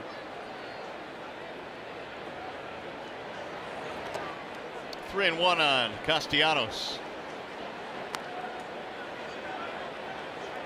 Candelario waiting on deck.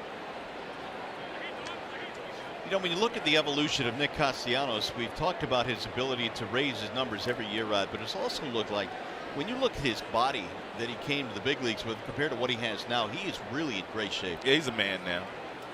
Had a little baby fat when he showed up 5 years ago. 3-2. It's only the second changeup that Quintana has thrown today, and it was a good one. But I think Nick, as he's matured and he's worked hard in the offseason and, you know, working with a personal trainer and working on his agility. He worked with Torrey Hunter last offseason on defense in Texas. He wants to be great. He doesn't want to be good. Nick wants to be great. Fouled it off.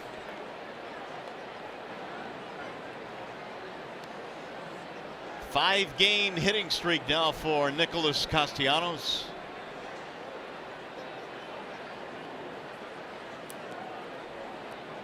Candelario waiting on deck.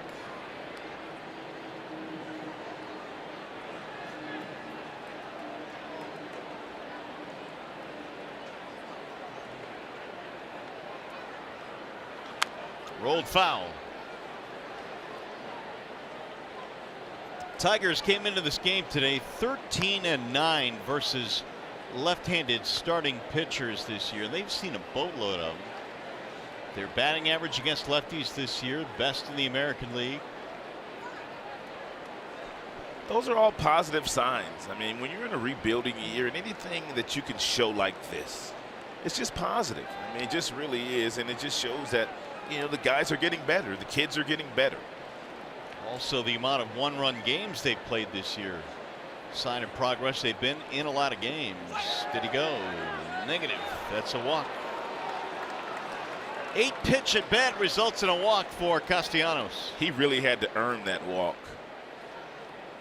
And Jim Hickey going to go out and have a conversation with Jose Quintana. Jim Hickey was Joe Madden's longtime pitching coach in Tampa. And when Joe left Tampa, Jim was still stuck there. They wouldn't let him out of his contract, but they let him go last year, and Joe Madden jumped at the opportunity to bring his longtime pitching coach over to Chicago. Hey, Fox Sports Detroit Central Michigan University Day is coming up on Friday, July the 20th. Purchase a special ticket package to the Tigers Red Sox game. Receive a limited edition CMU Tigers cap. If you'd like tickets and information, please go to tigers.com/CMU. And the Chippewas will be in town. Two-out base runner now for the Tigers, and here is Candelario.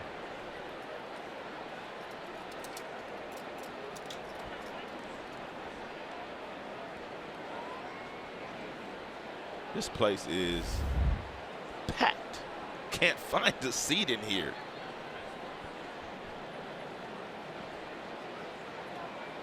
Shaver pops it up. Who wants it?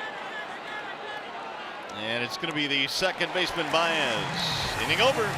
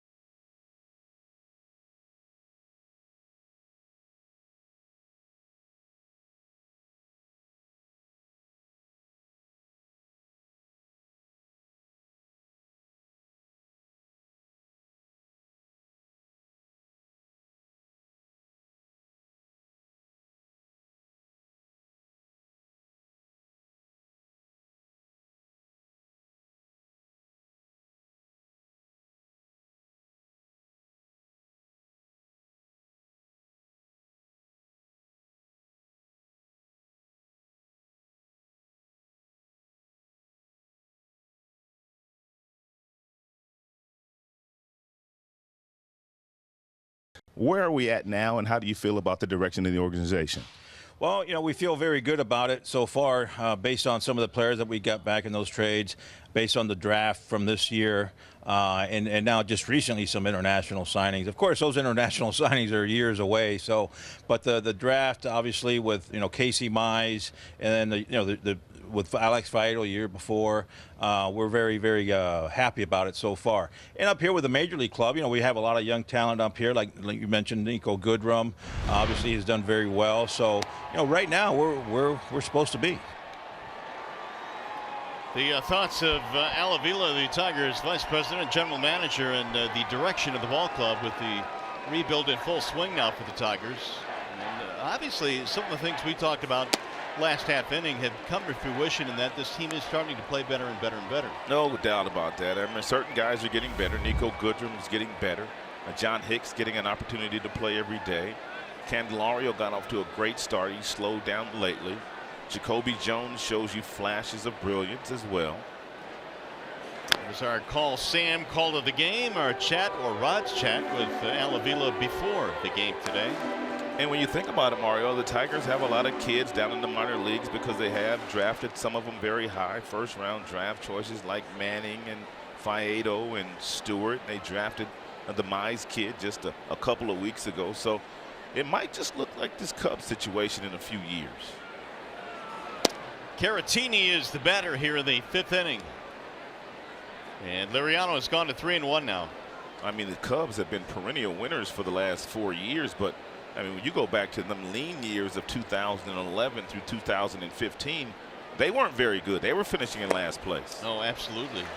But you said the magic words. You got to hit on those first-round picks. And they hit on all of their first-round draft choice under Theo Epstein, and then they brought in the good manager to really cultivate this thing.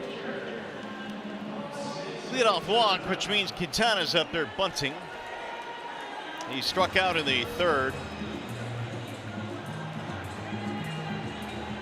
That'll be the third walk for Liriano.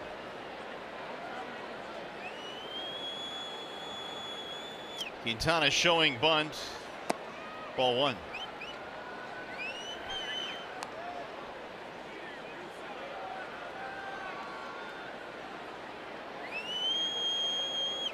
That first pitch to Quintana low and in. Typically you'll see pitchers elevate this year, hoping for him to pop up the bunt. Charging at third, Candelario. And that is bunted foul. take a look at this, and this is for our fans at home for the most part, because we talked about the Cubs. They weren't very good for a number of years, but take a look at their draft choices from 2011 to 2015. All of those guys are on the big league club as we speak, and all those guys are playing huge roles in the success of the Chicago Cubs. So this was the building of their foundation. I mean, they were a losing team. They were finishing in last place. They drafted right, and now they are perennial winners.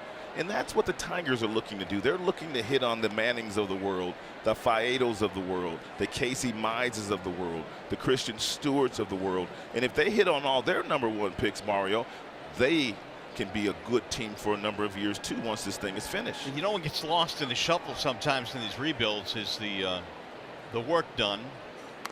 That is bunted foul. Oh no, they called it fair. Throw down to second, one, and a double play. Looked like a foul ball though. That was definitely outside the line, I think. Wow. Hopefully they don't check it. Well, what a break there for the Tigers. And then something else that I noticed with, as we take one more look at this play, when you looked at that list of first-round draft choices, Mario, they were pretty much all position players. I guess it was on the chop. Yeah, it was. Those first-round players that we just showed you a list of, all position players. There were no pitchers. What they do is they have the position players, then they go out and get the pitchers when they really need them. It's about as close as you can get, and Quintana was actually safe at first base, so they did not get two on that play. So now here is Almora. The point I wanted to make on top of that, Rod, was a lot of times the folks that get lost in the shuffle is the player development department, who, even though they get these talented players, they still have to develop them. They really do, and that's a great point. And that's one of the things the Tigers have beefed up the last couple of years. They've beefed up not only their analytic department, but they've also beefed up their minor league system. And they've got a lot more coaches down there. They have a couple different hitting coordinators. They have a couple of different pitching coordinators. 0-2 on Almora. In many ways, your instructors in the minor leagues are more important than your instructors in the major leagues. I agree. They are the ones that are responsible for getting not only players to the big leagues, but also getting them with a solid foundation and ready to win and play at this level.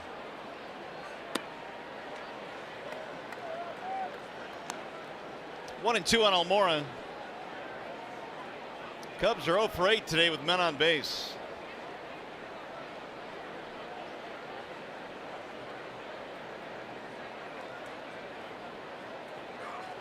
Way outside, 2-2. Almora with a double and a fly ball.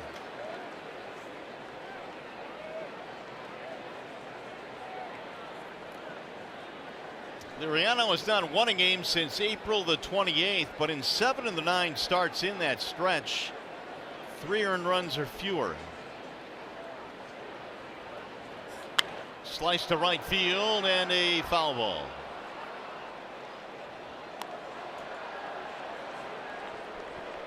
Ooh, the Miguel Cabrera fan is being booed lustily here at Wrigley. They better be careful. There's a lot of Tiger fans here. A lot of folks got his bat. He's playing it up too.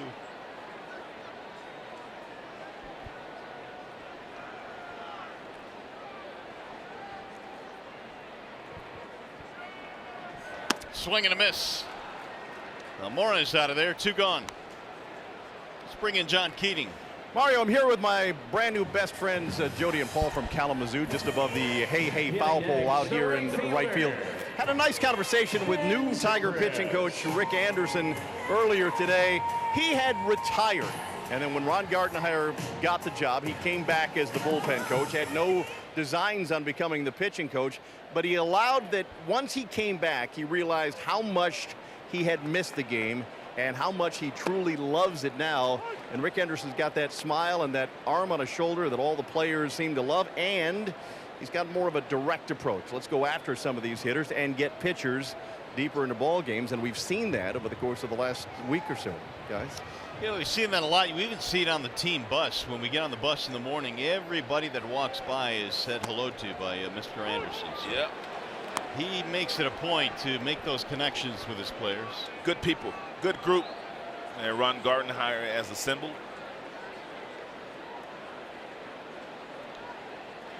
Zobrist the batter with 2 outs.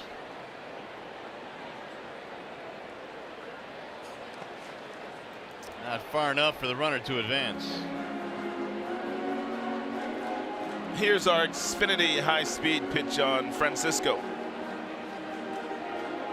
94 top fastball so far thrown by Francisco. 81 could be either the changeup or the slider. And there was a time when Francisco was 96, 97 with his fastball when he was a baby, and back in the Minnesota Twins organization. Back in those days, in 06, he was 3rd in the Rookie of the Year voting, and of course, Justin Verlander won it that year. Jonathan Papelbon, remember him? Jonathan Papelbon. He was 2nd in the voting. Then Francisco.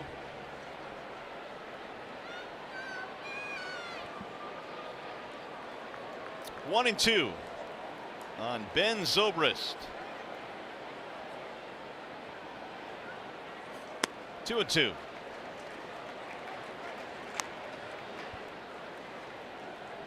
Pitch number 80 coming up now for Liriano.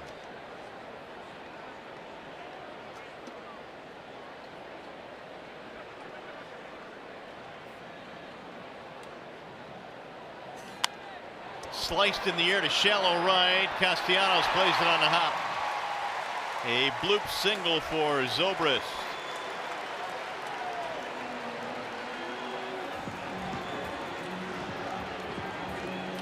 And with 2 strikes, we told you Zobrist does a lot of things right. He's a good baseball player. He's looking to get jammed. He's looking to fight something off. And he does just that on a 94-mile-per-hour fastball. He fights it off to right field. And that brings Baez to the plate with a runner in scoring position. Unselfish at bat there by Zobrist. Now Javi Baez stole a couple of bags and scored a run. In a daredevil-like move, he stole home plate back in the 4th inning. He's dirty. He's got dirt everywhere. It's a hard day's work already for Javi. Stay away from him. Don't give him anything inside.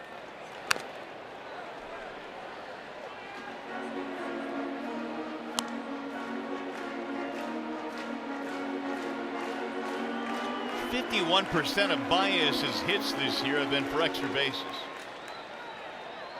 And can play most of the infield positions, 2nd, short, 3rd.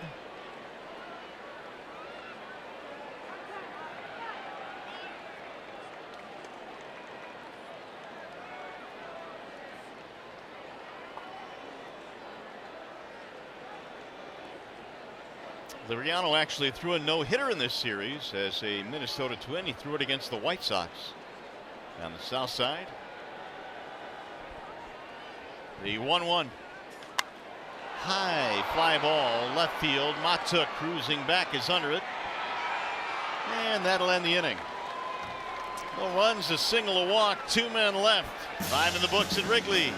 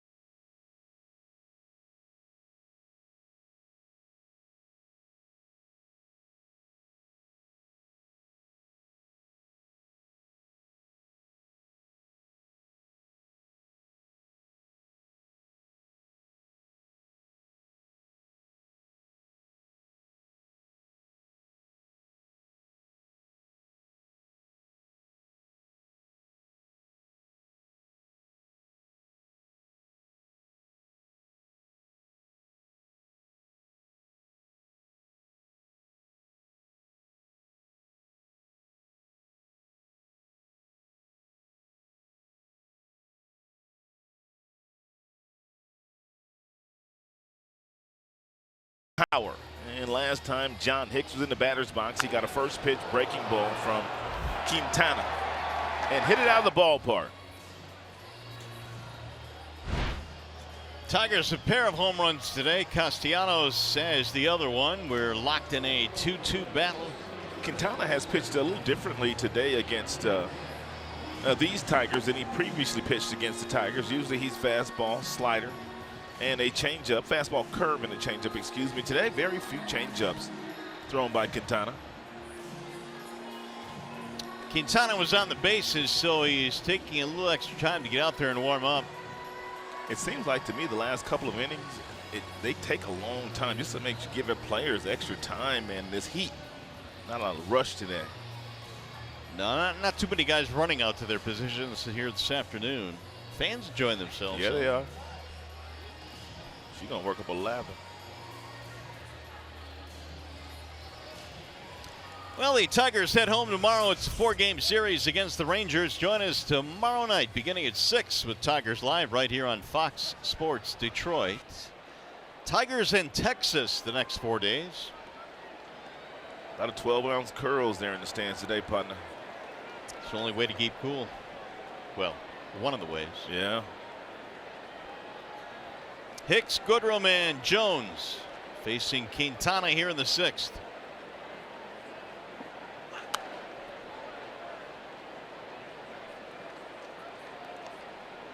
So Hicks now continues to add to his career high in home runs with every one he hits. Just about everything John Hicks does the remainder of the way, he'll add to career highs. Hits, homers, doubles, you name it. He's already played more this year than any other major league season that he's been a part of. He played in 60 games last year. Today is his 61st. And we're not even to the All-Star break. Shot to the second baseman on the line and caught by Baez. Talk about having someone play perfectly. He didn't move. I mean, he didn't move. And he just moved right before the pitch, too. How about that? He saw what the pitch was, and he went from one spot. He moved over 3 spots, and he was standing right where he should be. Nico Goodrum.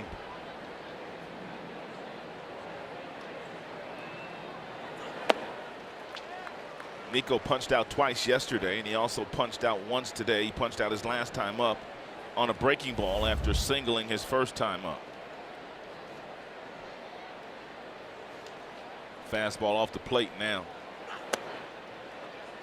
Overthrown by Quintana.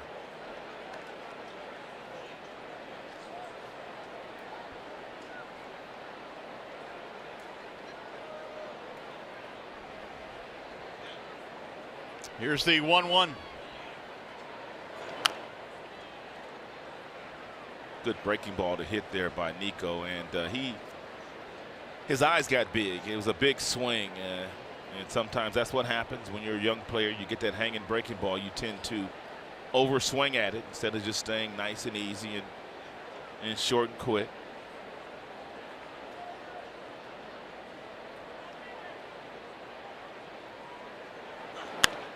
Drill to left field. That's going to get down. A base hit. Nico, aggressive turn, going for 2. He's in there with a double. See, that was a much better swing, much more patient swing. The previous swing, same pitch. He overswung. He chopped it down toward third base. Quintana comes back with the exact same pitch, and Nico Goodrum, he stayed a little bit more patient with 2 strikes, and he smoked this ball to left field. The velocity was only 74. And he hustled enough to get himself a double because he was sprinting out of the batter's box. He was sniffing 2 as soon as he left the batter's box. I like him, Mario. He's fun to watch. You know, there are a lot of guys, and we've seen it many times in the past, when they play every day, if they're bit players, they get exposed. And they just can't perform on a consistent basis. That's why they've not been in the big leagues. So that's why they might be a bit player. But the more time he gets, the better Goodrum has gotten. Broken bat, little looper, and it's going to be caught on a slide. Great play by Russell. Oh, my goodness. That for sure looked like a base hit. Great base running by Nico, because I'm thinking to myself, there's no way that Addison Russell gets there, and that would be a base hit, and that Nico would score. But Nico thought better of it. And Addison Russell with tremendous range goes deep into the outfield. He makes that play like Iglesias makes that play for us. That's a terrific play.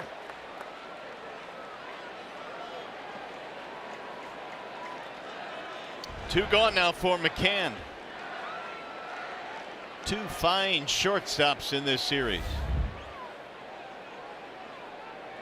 Mack has put the ball on the ground twice in this game, 0 for 2.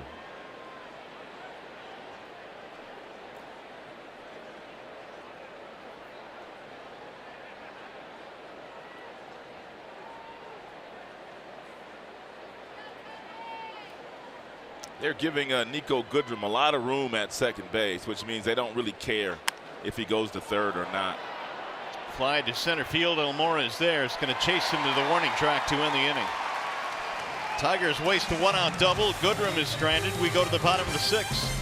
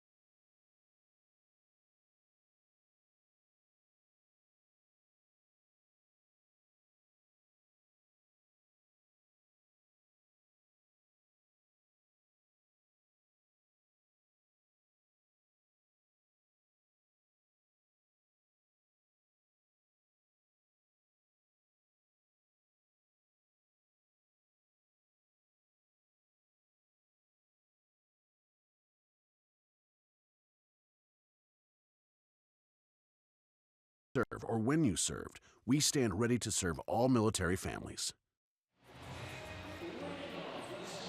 Well, we are tied at 2 runs apiece as we go to the bottom of the 6th inning here at Wrigley Field.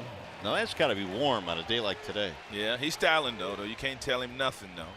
He is styling, to be sure. Yeah, glasses. He's got everything going. We hope you are having a great 4th of July holiday today. The Tigers wrapping up this series here, then back home tomorrow night. Addison Russell will get it going here in the 6th. It'll be Russell, Contreras, and Happ. And Major League Baseball does a wonderful job with all the uniforms. Mother's Day, Father's Day, 4th of July. All the holidays, all the uniforms. Russell hits one on the ground in the very first pitch right at Iglesias. 1 gone. I told you earlier there are a lot of weapons on the bench for the Cubs today with Rizzo, Schwarber, and Hayward, all left-handed batters. But as long as Liriano's out there, they're going to stay on the bench. And even after that, possibly, because Joe Madden knows that he might just, if he does and when he does, go to the bullpen for Liriano. He might just bring in a left-hander or 2. He's got 2 down there now. Yeah, it used to be the Tigers for a longest stretch had none, so they can piece together lefties. There's a ball low to Contreras.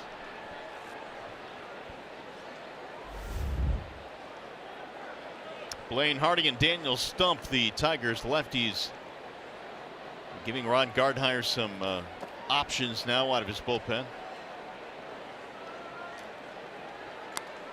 I mean, I know Buck Farmer's been pretty good against lefties, but when you go for a couple of months without a lefty in your pen, I mean, that's strategically got to be difficult for a manager. No doubt about that. I mean, he could not match up on any of the left-handers. Driven in the air to left. That ball is belted, and that ball is gone. Wilson Contreras, his 7th home run of the year, and the Cubs have the lead. It's the 4th home run of the day. 2 by the Cubbies and 2 by the Tigers.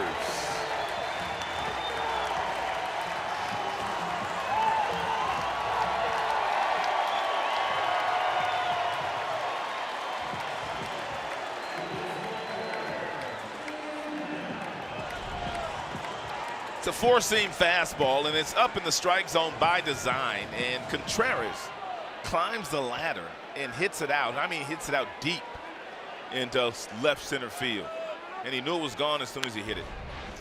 Contreras had a career year last year with 21 homers, and now he's got another one here today, 7 for the season. Yeah, another special, talented player that Chili Davis has. Chili Davis, his last couple of years, man, he's been a hitting coach for some pretty good teams. Some good offense. Yeah, Boston Red Sox for 2 years. And now with the Cubs. Contreras now has 14 interleague RBIs this year, which is 2nd most in the majors. Charles Davis went to Dorsey High School in Inglewood, California, the same high school that Sparky Anderson went to.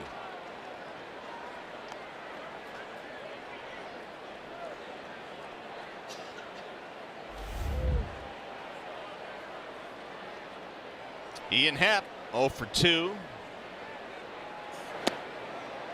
Good changeup there thrown by Francisco.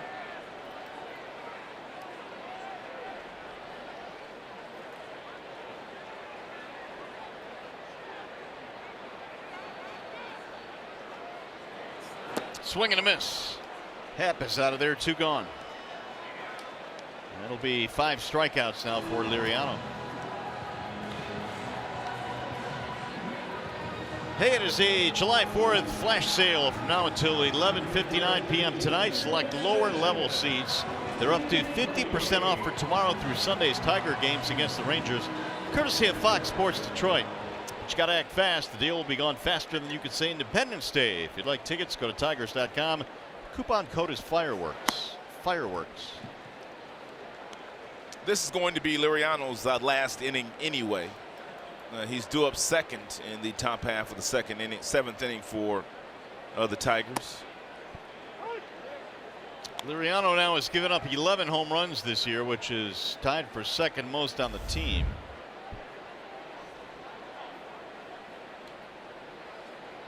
Bodhi got him with a home run in the 2nd.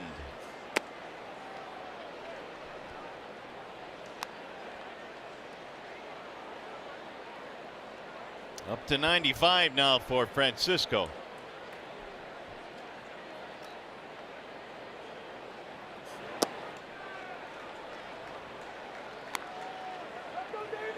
Three balls, 1 strike.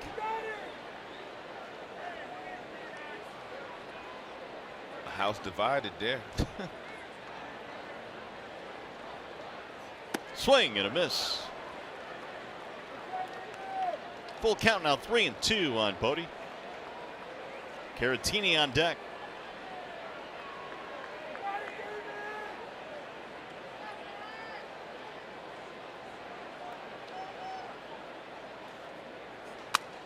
Rip foul to left field.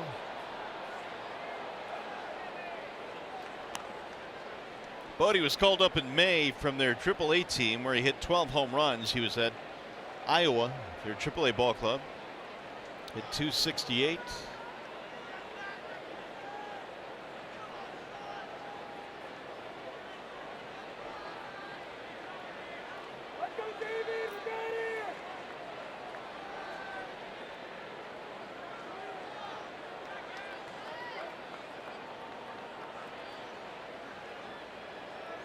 Again, the 3-2. And he walked him.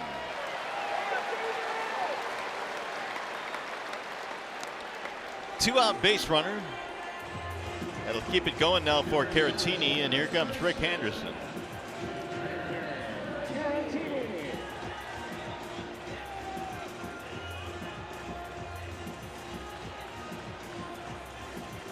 So Liriano is about to throw his 100th pitch. Not before he gets a bit of a breather here as Anderson comes out.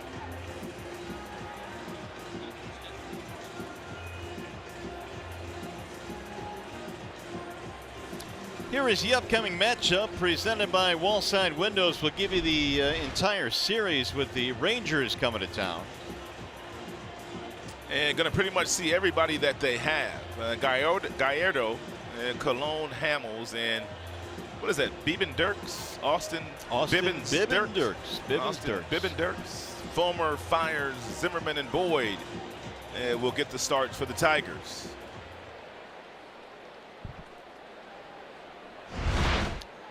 There is action. Coleman in the Tigers pen. Cole Hamels is another name that's been out there quite a bit on the trade front.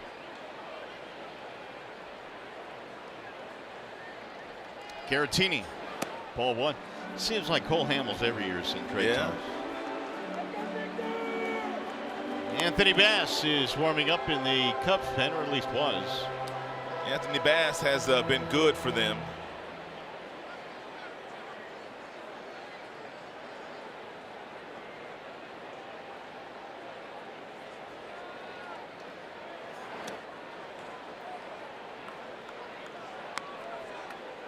Well, if it gets to the next hitter, Quintana, it apparently won't battle. Estella has moved to the on-deck circle. A run in on the home run by Contreras. Estella got it going yesterday against Michael Fulmer when he pinch hit in the 4th inning. Hit a double the opposite way, and then they went on to get 2 more doubles and a single in that frame.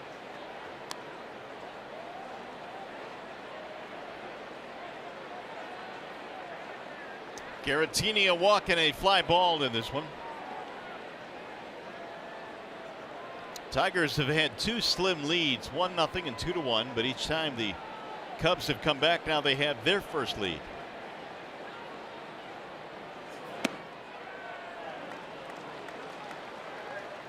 Three and one.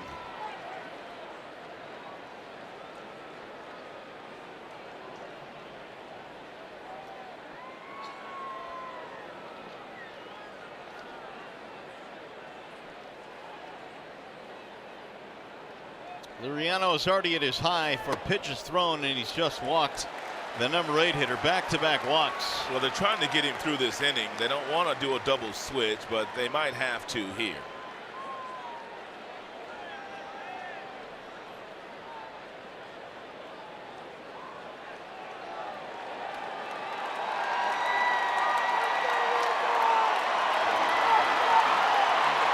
So Rizzo is coming off the bench now, to a huge round of applause. They had Estella out there.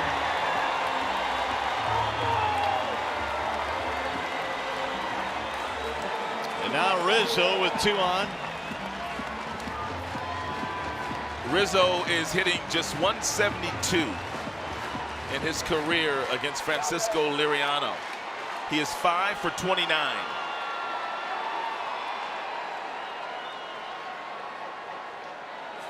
Ball one.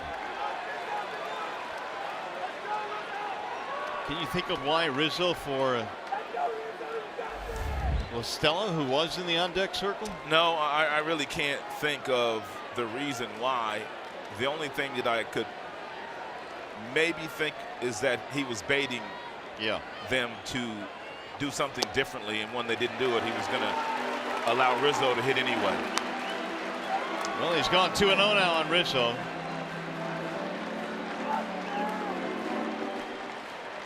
Joe Mann looking over the lineup cards, the stats. And Joe, one of those guys that's very innovative, but doesn't have a whole lot of stuff all over the walls and stuff. Got one little couple of pieces of paper in his back pocket. Popped him up. shallow right field. Goodrum going back, still going back, and that'll end the inning.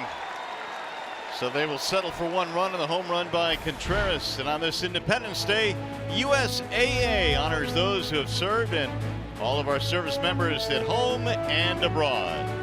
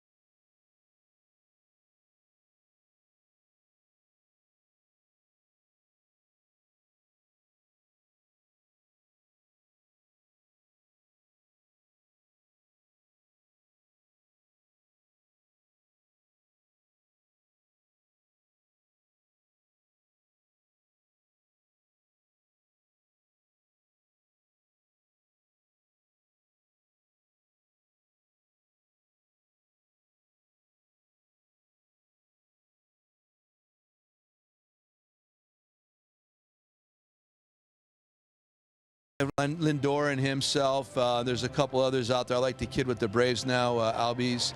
There's a couple of those dudes. But if you got to watch Javi play every day, what you saw yesterday is he didn't hit the ball like he can, but the defense is, they call him El Mago, the magician. He's like that all the time. I try to move him around where I think there's going to be more balls hit on the ground. He had a great game in L.A. at third base for Leicester.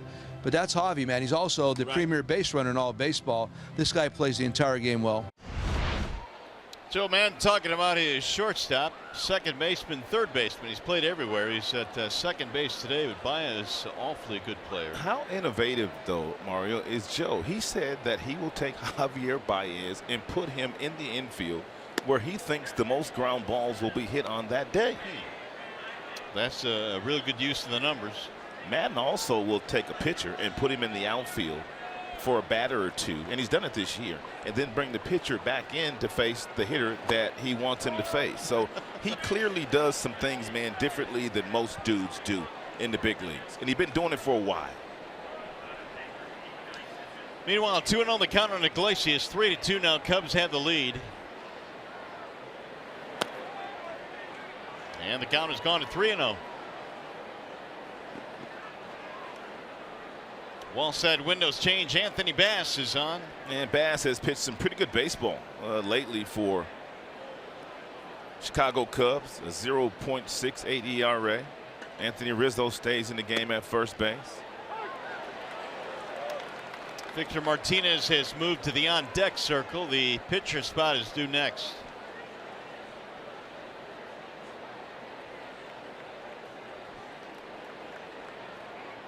Here's the 3-1. Ripped down the left field line. It's down. It's going to the wall.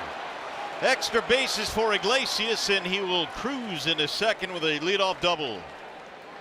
Well, Iglesias knew that Bass wasn't going to walk him. He hasn't walked a batter since he's been in the big leagues, spanning 13 and a third innings. And when he got to count to 3-1, Iggy knew he was going to get a fastball, and he ripped it. I mean, he absolutely smoked it to the pull field. It was 94. It was a four-seamer, and he was able to coast in the second base.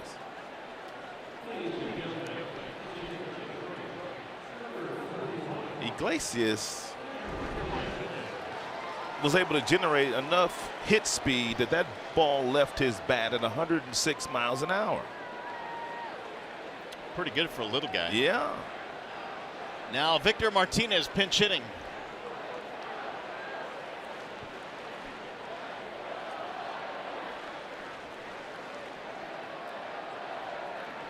Let's go Tiger chance.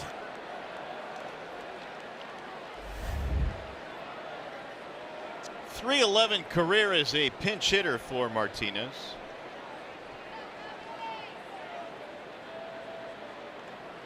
Tying run in scoring position with nobody out. Shift is on in the infield. Ball 1 to V-Mark.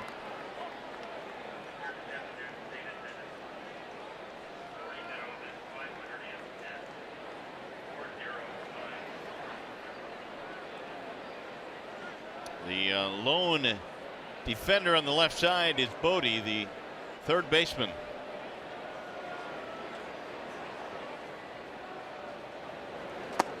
Victor looks at a strike.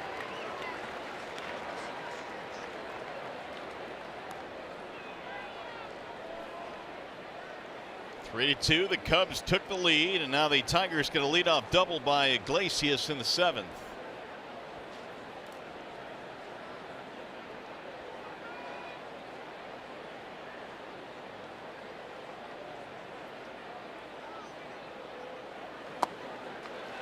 One and two. And this is the reason why they defend Victor the way that they're defending him. It hits 32% that way, 19 up the middle. That's exactly where Addison Russell is standing as well. And so they're defending him as to where he hits in most of his baseballs. You know, Rizzo also very deep at his first base position. That last fastball by Bass at 95, threw it by Victor. Sliced into the air to center field, gonna drop, base hit. Iglesias sending him home. Here's the throw to the plate, and the tag. He is out to second base, safe there. Iglesias cut down by Almora.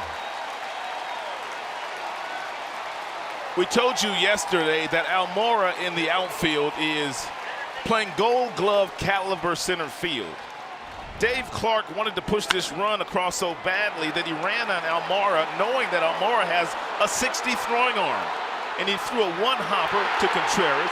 Contreras grabbed it with two hands and applied the tag to Iglesias with two hands. Look how he applies that ball, two hands, to make sure that that ball doesn't come out of the glove.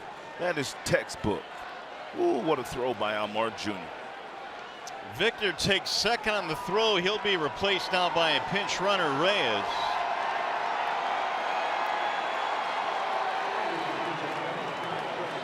That close at home plate.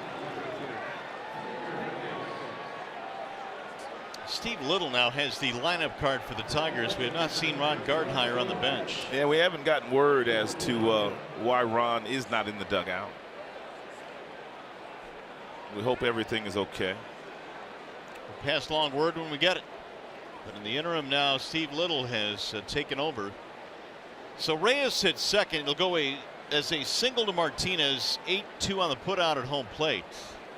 And Victor takes second on the throw. Here is Matuk. Nice job by Victor Martinez getting to second base there. Yeah, that could be a difference maker here in this inning. How many times have we seen Reyes come on a pinch run for Victor? 16 times.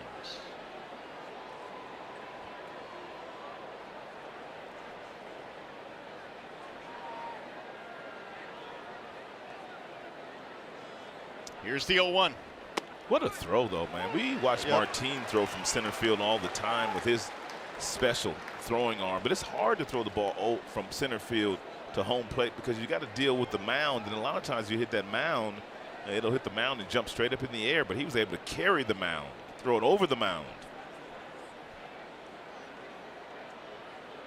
Matuk walks, strikeout. Swing and a miss. He went around. Mikey upset with himself, and there are two gone now.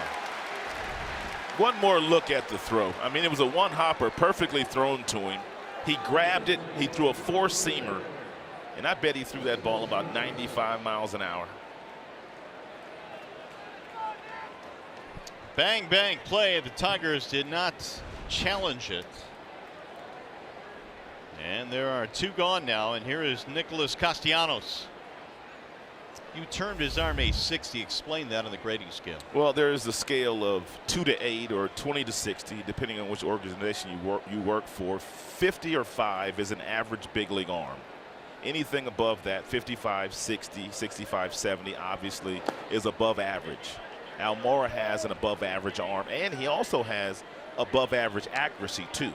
So it's not just some of these guys have the good arms and then they don't know where it's going. Yeah. He knows where his is going. Just like Jason Hayward, their right fielder, he knows where his ball is going too.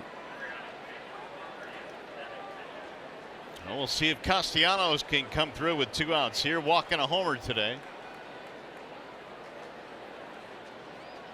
He's going to have to hit a pitcher's pitch. First base open. Nick now with a count of 1-1.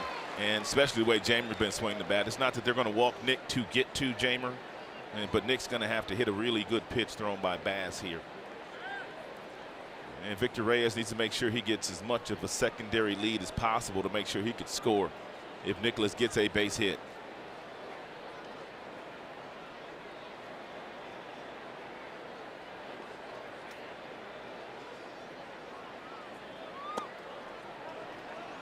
Two and one.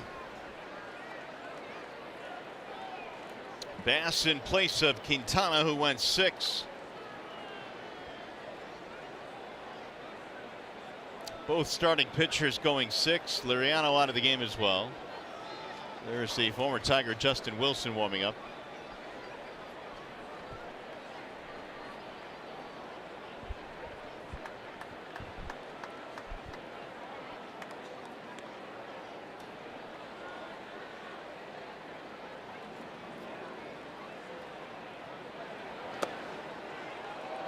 So 3-1 now on Castellanos.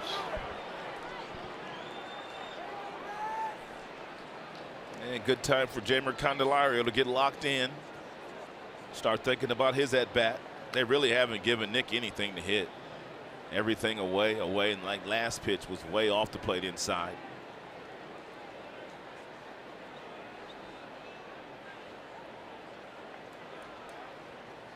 Ooh, swing and a miss. Throw back down. And a quick tag not in time.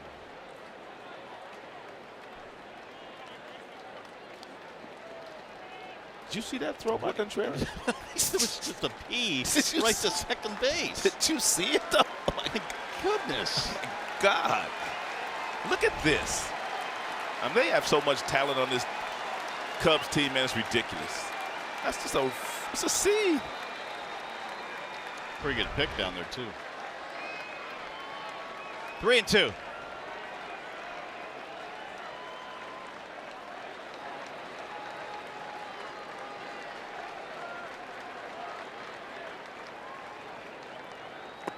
And Nick will take his walk.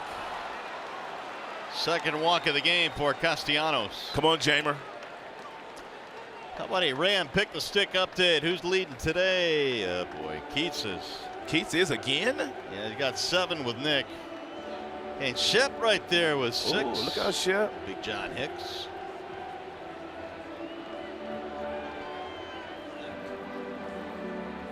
Meeting on the mound now for the Chicago Cubs.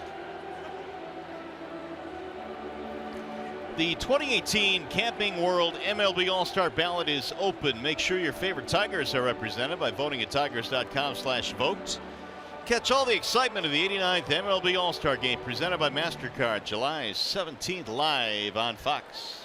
The Cubs have just done something here that a lot of teams will not do. I mean, Jamer Candelario is batting 3rd for the Tigers. I mean, for crying out loud. But they put the winning run on base because they didn't want Nicolas Castellanos to beat him. And most teams won't do that. They won't put the winning run on.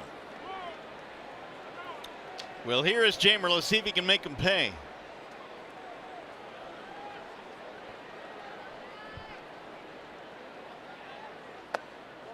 Ball 1 high. You know one thing, Candelario is going to make Bass work here. Jamer in the ball game with 2, make it 3 pop-ups. Tying run has good speed. Reyes out at second.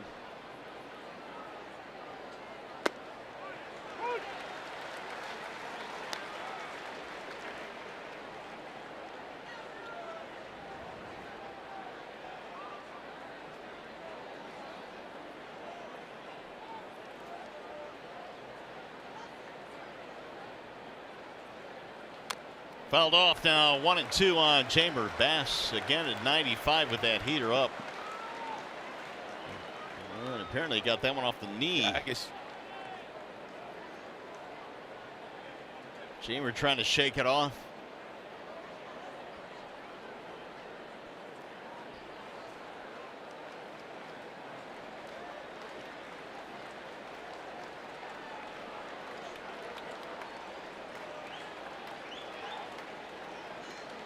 So Bass ahead of the count.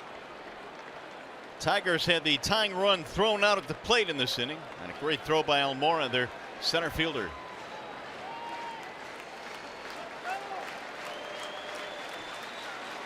Bouncing in and away, and both runners will advance. Now a base hit could give you the lead.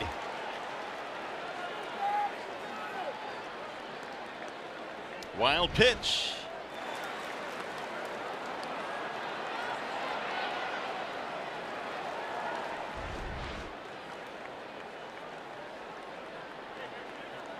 The inside's Joe Madden churning a little bit right now.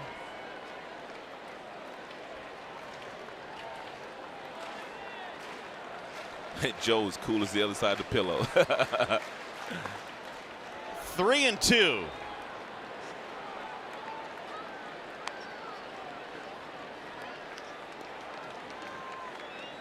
Neither team has a hit with 2 outs and men in scoring position in the game. Yeah, not a lot going on in that department. Make a change right here. The 3-2. He got him, strike 3. Bass strikes out Candelario looking, and the Tigers strand 2. Coming up, the Consumers Energy 7th inning stretch.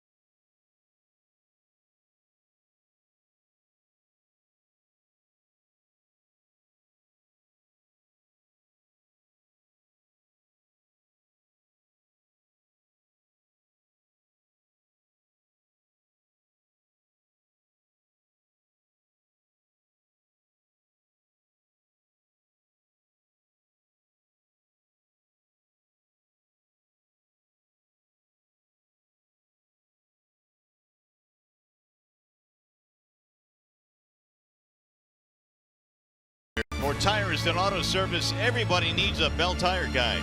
The Chevy 4th of July sales event. Celebrate with spectacular deals on a new Chevy. And by USAA, an institution tailored for the military community.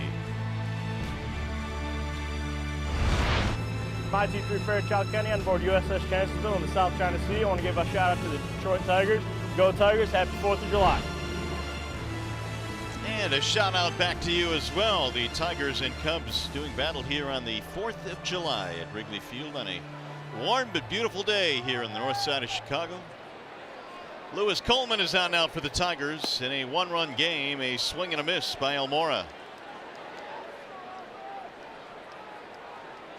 Almora has a double and 3 at bats, but he's also thrown out the potential tying run at home plate.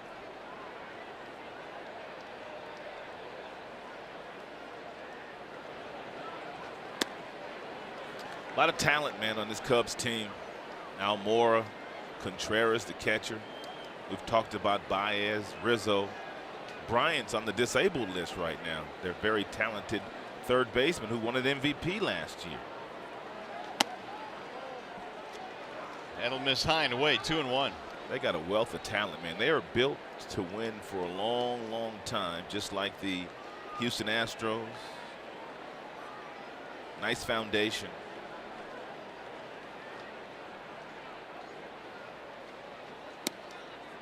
Three balls and one strike. It's all about your starting pitching, though. And Lester, he has been very good for them. 11-2. He's been their best. Yes, he has been their best by far. They're waiting for Darvish to return. Who knows what they'll do at the deadline? I assume they will find an arm or two. Here's the 3-1.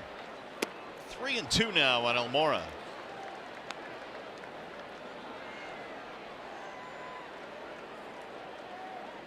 Lewis Coleman in relief of the starter Francisco Liriano.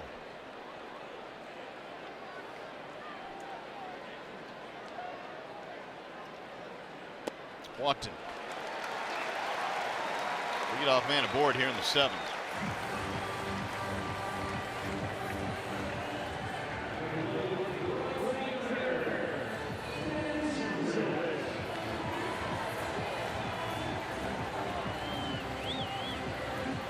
That'll bring up Ben Zobrist, who can handle the bat.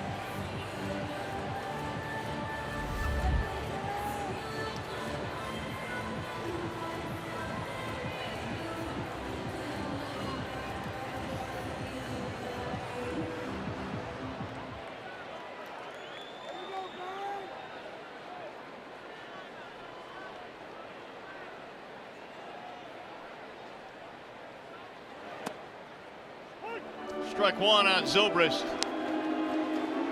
He has always been one of those guys that has had a very good on-base percentage. Winning player. He is the definition of a winning player. Unselfish player, plays everywhere, and contributes.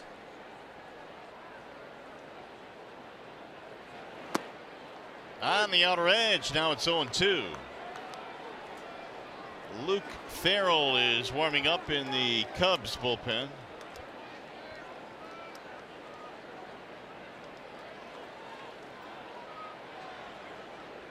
Zobrist in an 0-2 hold. He had a single in the 5th.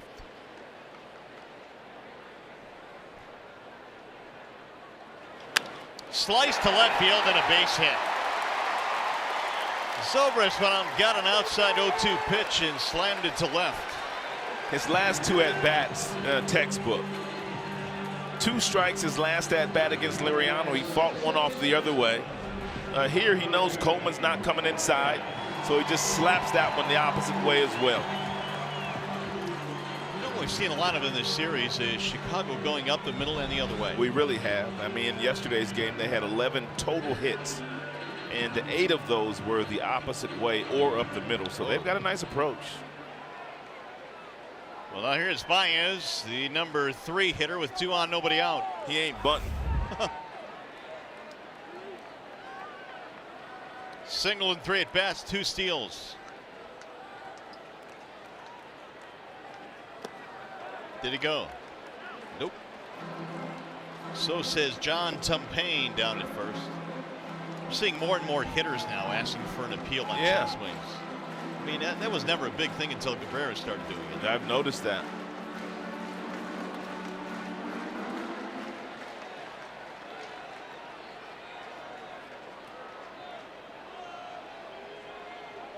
Baez stole home back in the 4th.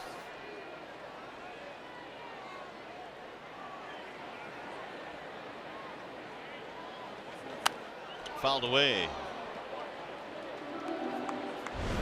Here's Baez and how he can change a game. A couple of innings ago, single, and then he stole second base. Bad throw here, got into the outfield. He got up quickly, got to third base.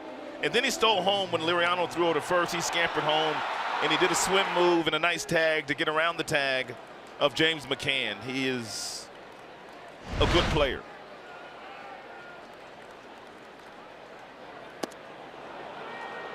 1-2 on Baez. Nice pitch there by Lewis Coleman. Nice slow breaking ball. Lewis threw that breaking ball a little slower than he normally throws it. And that was at 82 miles an hour.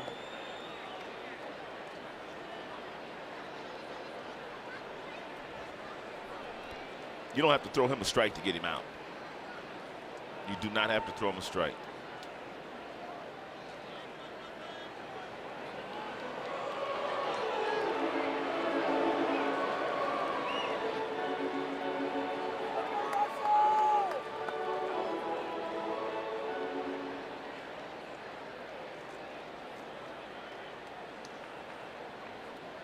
Coleman in some trouble here in the 7th. 2 on, nobody out. The 1-2. Swing and a miss. He didn't throw him a strike, and he got him out. 1 gone. And let's take a look at our Bell Tire pitch by pitch. The last time Wilson Contreras was up, Francisco fell behind him. Then he came upstairs with a 2-0 fastball at 91, and Wilson Contreras homered for the 14th time this year and drove in the 3rd run of the afternoon. That homer put the Cubs in the lead. See, that last at bat, Rod, and I know we harp on this, but that last at bat by Baez, if he's got any 2-strike approach at all. No doubt. You know, I mean, he's given himself a better chance to drive and run. There's no doubt about that. I mean, that pitch was way out of the strike zone. I agree with you. But dude, he's swung and missed in the series at least 10 times. At least. At least 10 times. But he's got 61 RBIs, so it's, I guess, hard to argue with the final results. Cubs are 0 for 6 with men in scoring position in this game. Baez, I think, is a perfect example of what we kind of watch on a nightly basis with some of our younger players. And Baez is still young. He's 25 years old. Is that when they get in those big moments, sometimes they allow the speed of the game to get to them, and they just leave the strike zone too frequently.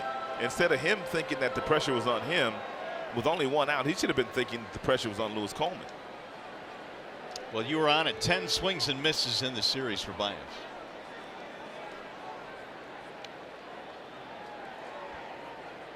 Here's the 0-1 pitch. And it's only been a 2-game series, too. Down to third base line. Nice stab there by Candelario, who throws him out. That ball was headed to the corner. Candy cut it off. 2 gone.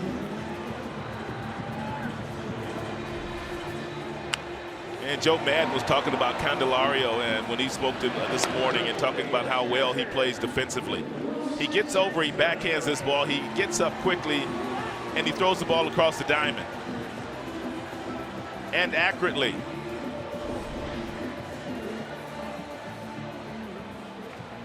So here is Contreras now with 2 outs. Homer and a walk.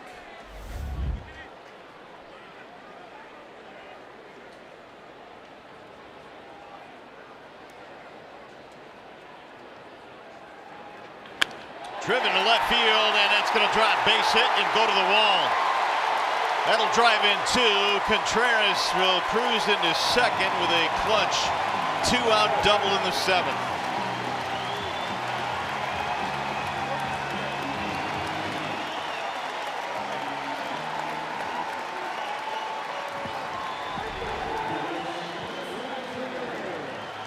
Looked like a breaking ball that wasn't doing a whole lot. I mean, really just kind of spinning up there, and Contreras, he was all over it. Hit an absolute frozen rope over the head of Iglesias that got to the wall in left center field. And he is now driven in 3 runs here today. 3 of the 5. Ian Happ looks at a ball outside. You know, a lot of times, Mario, if you watch a major league team walk through a hotel, or you look at them getting off the bus, you can pretty much tell who the catcher is on the team. When you look at Contreras, you cannot tell by his body type that he is a catcher. He looks like a tremendous athlete out there. Yeah, that's a good point. He can hit a little bit too, as we have found out in this series. 18 RBIs against the National League, 16 now in interleague play. They have a lot of weapons on this team. And this is a game that they didn't even start Jason Hayward. They didn't start Rizzo. We told you Chris Bryant is on the disabled list. Schwarber leads their team in home runs. He didn't even play. Contreras now with 9 RBIs in his last 7 games.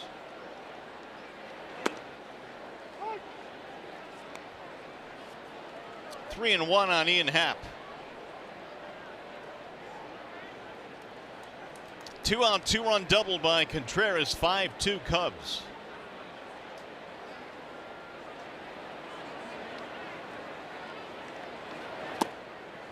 Thought he had a walk. Not so, says Jim Reynolds. Come on back, he says. 3-2.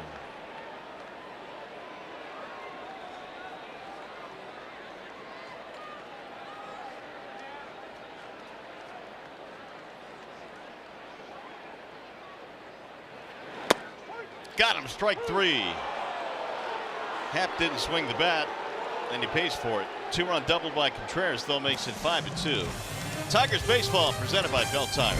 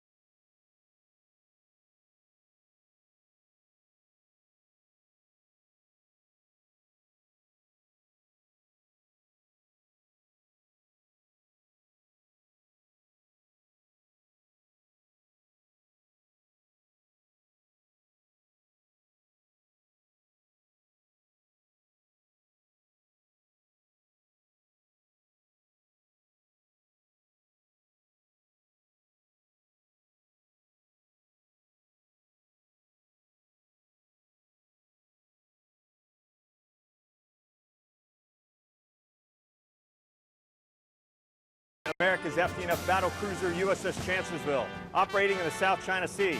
Just want to say a special thank you to Major League Baseball and all the great fans out there that support baseball and our United States Navy. Thank you for the support.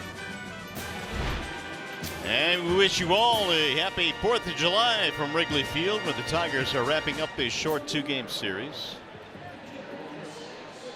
And the Cubs going back to the bullpen here as we go to the 8th inning. 5-2 ball game now. The Cubs have added a couple more runs. Wall side windows pitching change, and the new hurler is Luke Farrell.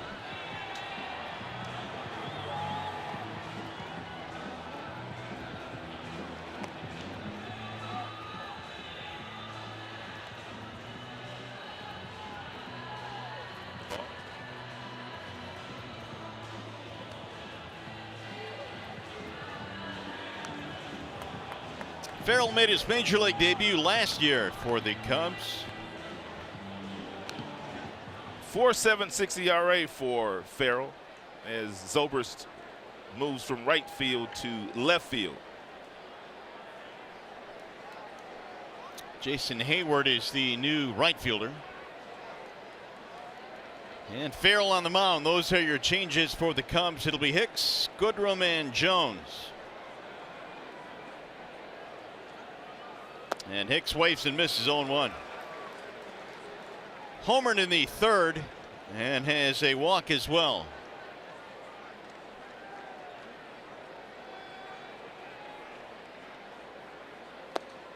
Anthony Bass pitched the 7th for the Cubs and wiggled out of a jam, gave up a walk, a single, and a double, and the Tigers didn't score. Yeah, he did.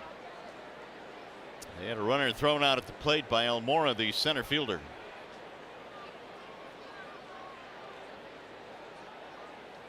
swing and a miss. Pretty good fastball there by Farrell. It goes anywhere from 92 to 94. He also has a decent breaking ball. He threw Hicks a first pitch breaking ball that he swung through.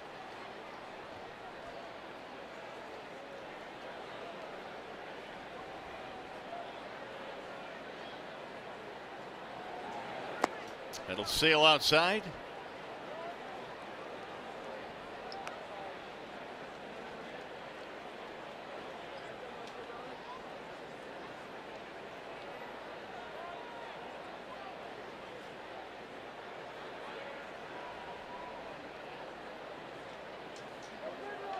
Little chopper back to the mound. Farrell using that frame that goes 6-6 to haul that one in.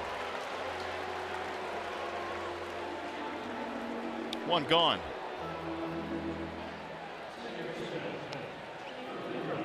Six, 2-10.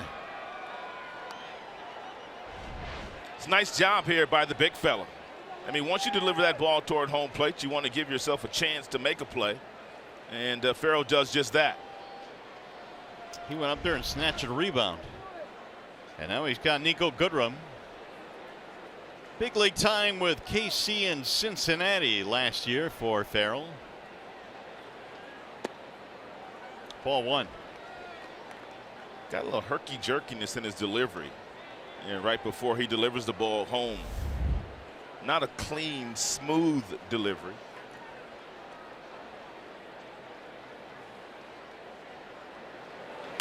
Nico rolls it foul.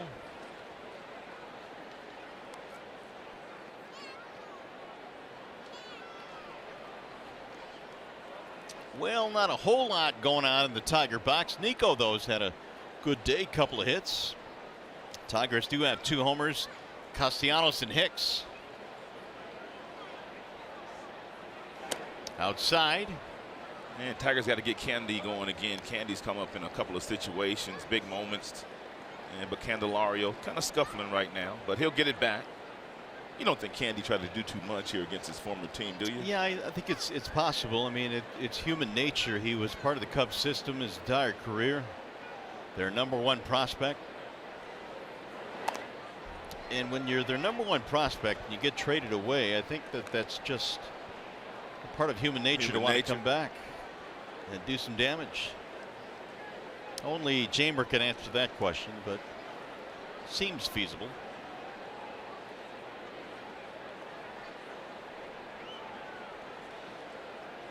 Two and 2 on Goodrum. And Nico swings and strikes out, 2 away. Farrell's first strikeout. It'll bring up Jacoby Jones.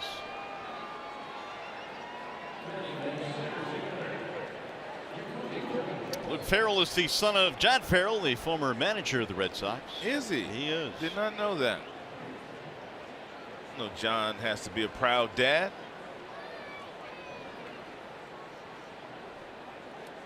Now with Jacoby Jones up there, there are 2 outs.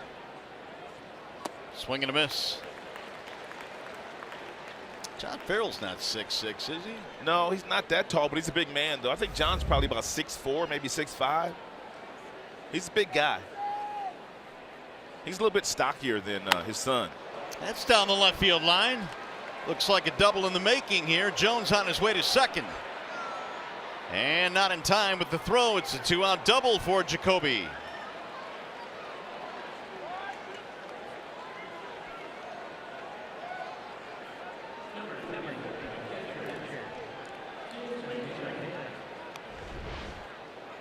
And Jacoby, when he gets the ball in the strike zone, he does major damage. He's got good hand speed.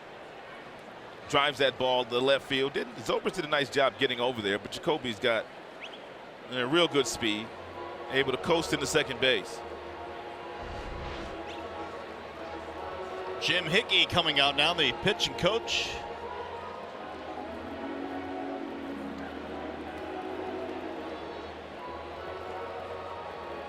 Two-out double by Jones has given the Tigers some life here in the 8th. Here's our game summary. Nicolas Castellanos with a home run, 2 walks in this game. Baez, though, I think you can say is one of the key performers in this one. And Wilson Contreras as well. 2 for 3 with a solo homer and a double, and he's driven in 3.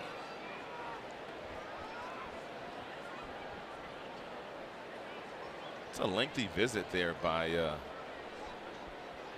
Jim Hickey, and it almost looked like he wanted to talk to the umpire, like he had a word for the umpire, Jim Reynolds, when he got out there. I think coaches will do that sometime, won't they? They'll wait until the umpire finally comes out there to have a conversation with him. Really, that's the only time that you can really talk to him in a professional way. And a lot of umpires, they'll appreciate that, but you can't scream at him from the dugout. You get kicked out that way.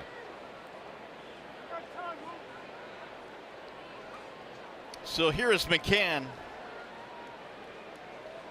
James 0 for 3. Tigers trying to peck away here. They're down 5-2.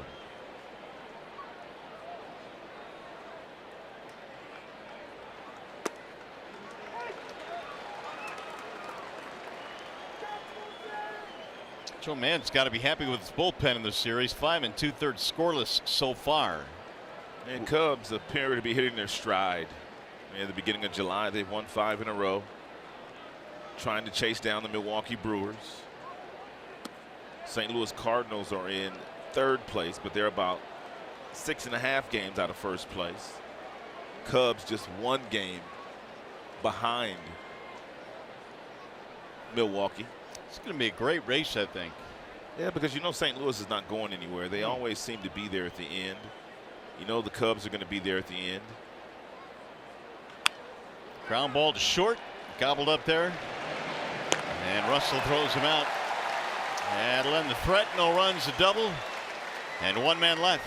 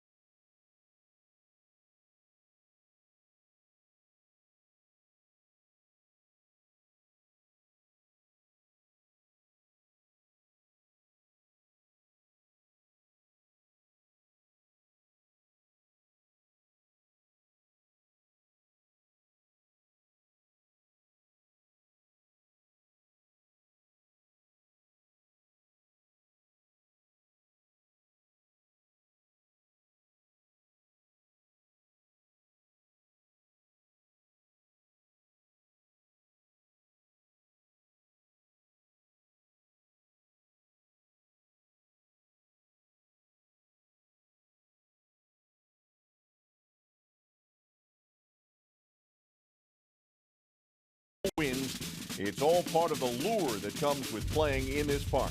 Today is not just another ball game. It's a history lesson from one of our country's living museums. The Chicago Cubs, the Detroit Tigers, Wrigley Field on the 4th of July. Does it get any more American than this?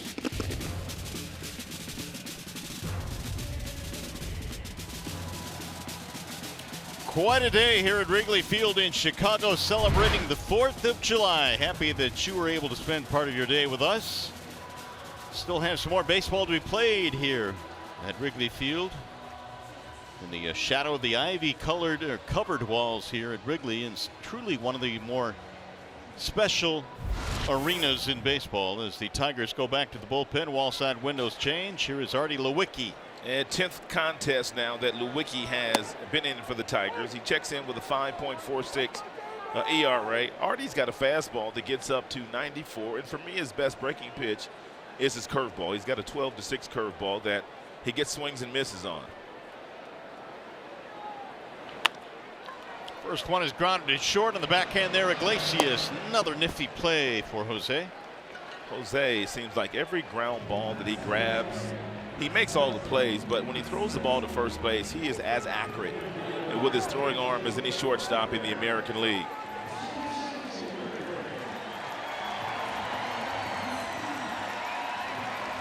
First at bat for Jason Hayward. Yeah, Hayward, former #1 draft choice of the Atlanta Braves, but when he hit free agency, yeah, he left the Cardinals and came to the Cubbies.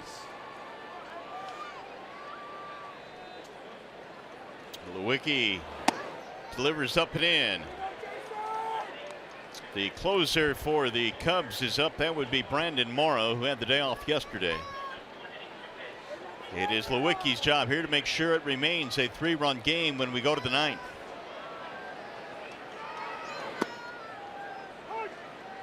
One on Hayward.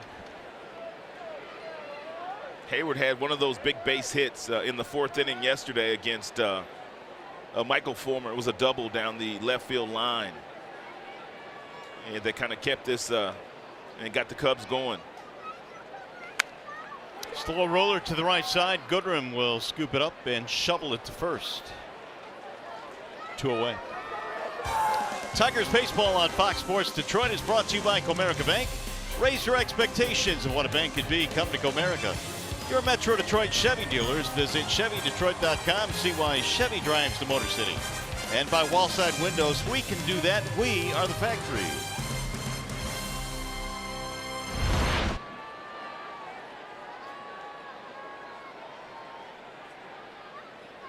Here is Rizzo now batting for the 2nd time in this game. Looks at strike 1. Rizzo came on as a pinch hitter in the 6th and stayed in the game.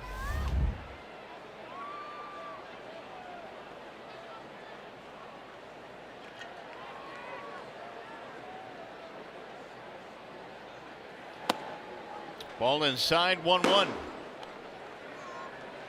Here is Brandon Morrow. And told you last night that Rizzo has been hit 81 times since coming to the major leagues, which is 14 more than any other player. Stands right on top of the plate. Loves the fastball inside. It doesn't mind getting plucked, obviously. Apparently not. I mean, when he sets, his hands are literally right over home plate. And a lot of times, if you're a pitcher, you want to throw right to his hands because they're on the inside part of the plate. But he's dangerous in there.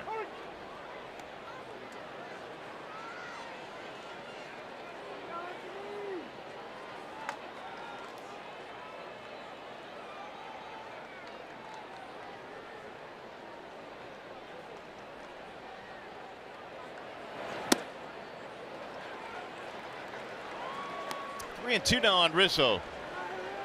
And here's how they're playing Rizzo. And that's the reason why. See Nico, he's in that area right there. Right in that area right there. He goes to right field a lot on the ground. Hicks playing deep.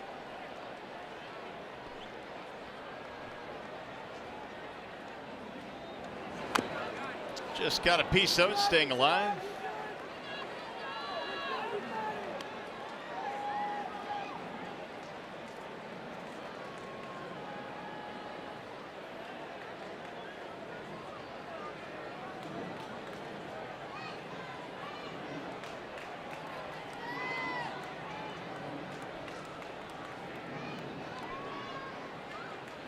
Now Rizzo waits on the 3-2. Pulled to short right field where Goodrum had him played nicely, and it's going to be a 1-2-3 for Lewicki, which means we go to the 9th. Tigers down by 3.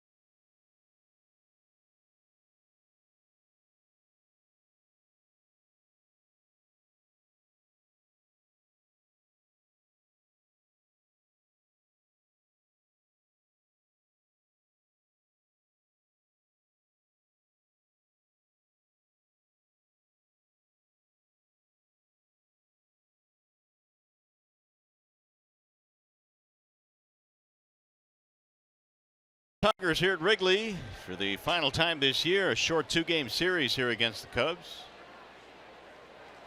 And the Tigers have Iglesias to lead things off. And the new pitcher now is the closer, Brandon Morrow. Everything hard with Brandon Morrow. He's a former #1 draft choice himself. He was in the Dodgers bullpen last year, but the Cubs jumped at the opportunity to get him as a free agent after last season was over. 18 of 19 in save opportunities as well for the hard thrower. Iglesias ground ball, base hit right field. He wasn't waiting around. Leadoff single for Iggy. It's a 3-hit day. It'll bring up Jim Adduci. And first pitch swinging is Iglesias on that power fastball. Laces that ball past the diving Baez. Adduci pinch hitting for the pitcher's spot.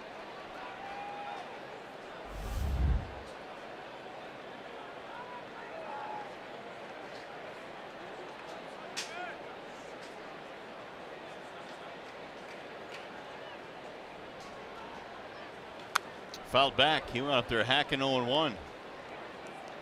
Well, that's what pinch hitters do. Sometimes that first pitch is the best one that you're going to see. Morrow with the 18 saves this year, the most since 2008 when he saved 10 games. Head rides inside. He's been bothered by some back tightness, which landed him on the DL.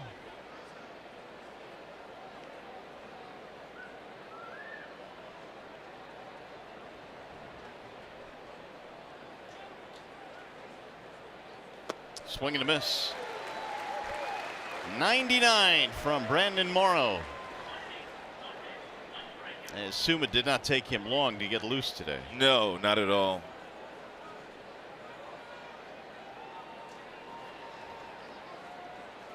Here's the 1-2. Rolled foul. That's a hard slider, man. That's a slider at 91 miles an hour.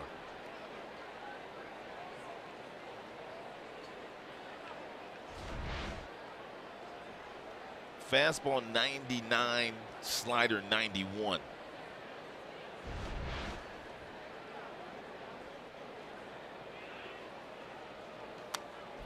Again, stays alive. Brandon Morrow, one of those guys that was always injured. He's a former starting pitcher, high round draft choice. He was a starter, but he was always injured. And when someone finally decided to put him in the bullpen, man, he just kind of took off. Allowed him to really use his arm strength. He's got a 100-mile-per-hour fastball. Now he's gone 2-2 on Adduci. Leadoff single here in the ninth for the Tigers by Iglesias.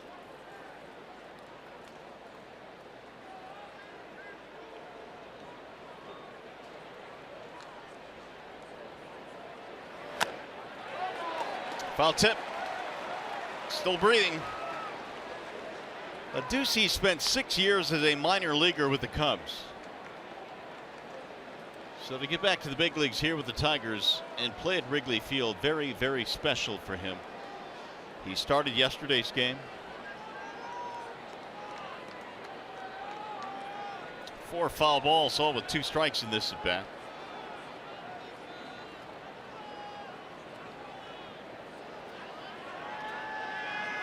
And another foul.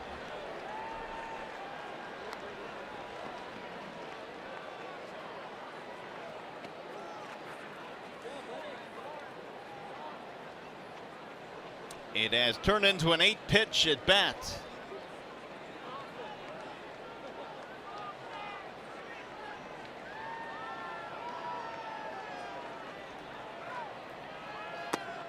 Off the plate. 3-2. Man, what an at bat by Adduci.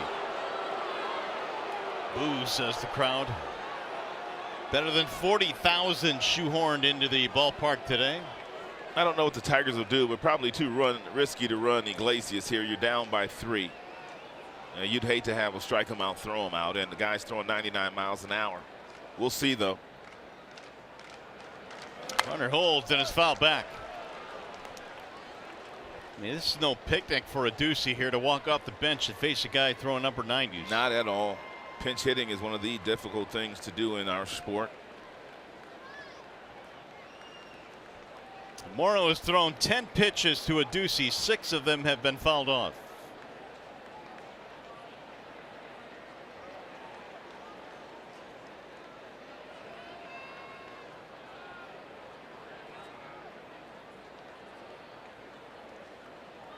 Swing and a miss. He finally got him. He strikes out a Ducey. 1 gone. I believe that 94 reading was his cutter. Oh. So he couldn't get him with the 99, so he came back with a cutter with a little movement, and he's able to get the swing and miss. Here's Mikey Matuk.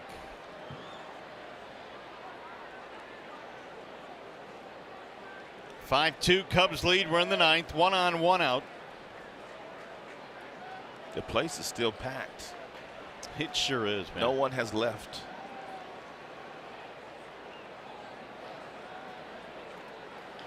Mikey, little chopper back to the mound. They're going to go to second. Wide throw, got 1. And not in time at first. Dangerous play there by Morrow. But he got the lead runner. That had catastrophe written all over it. Yeah, he probably should have took the sure out, which would have been at first base, but he was trying to get the ball to Baez. Yeah, to see if he can turn in some magic. Well, Castellanos will get one more shot here. And the crowd of 40,510 coming to its feet. Power against power.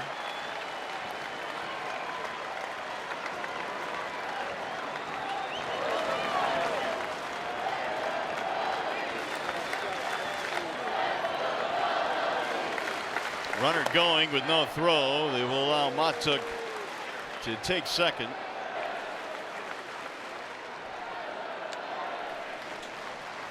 No stolen base there for Mikey. Defensive indifference. Apparently the official score doesn't know that I got Mikey and picked the stick. It really needed that steal there. Somebody better tell him. Pounded foul back out of play.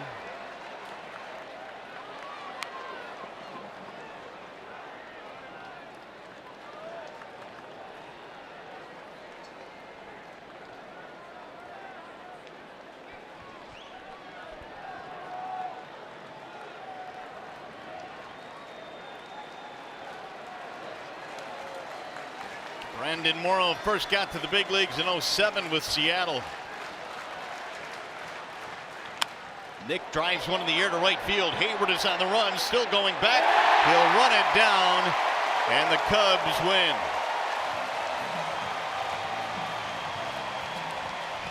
(5-2) the final score. Chicago sweeps the 2-game series. Now to the Call Sam Studios. Matt Shepard with Tigers Live postgame.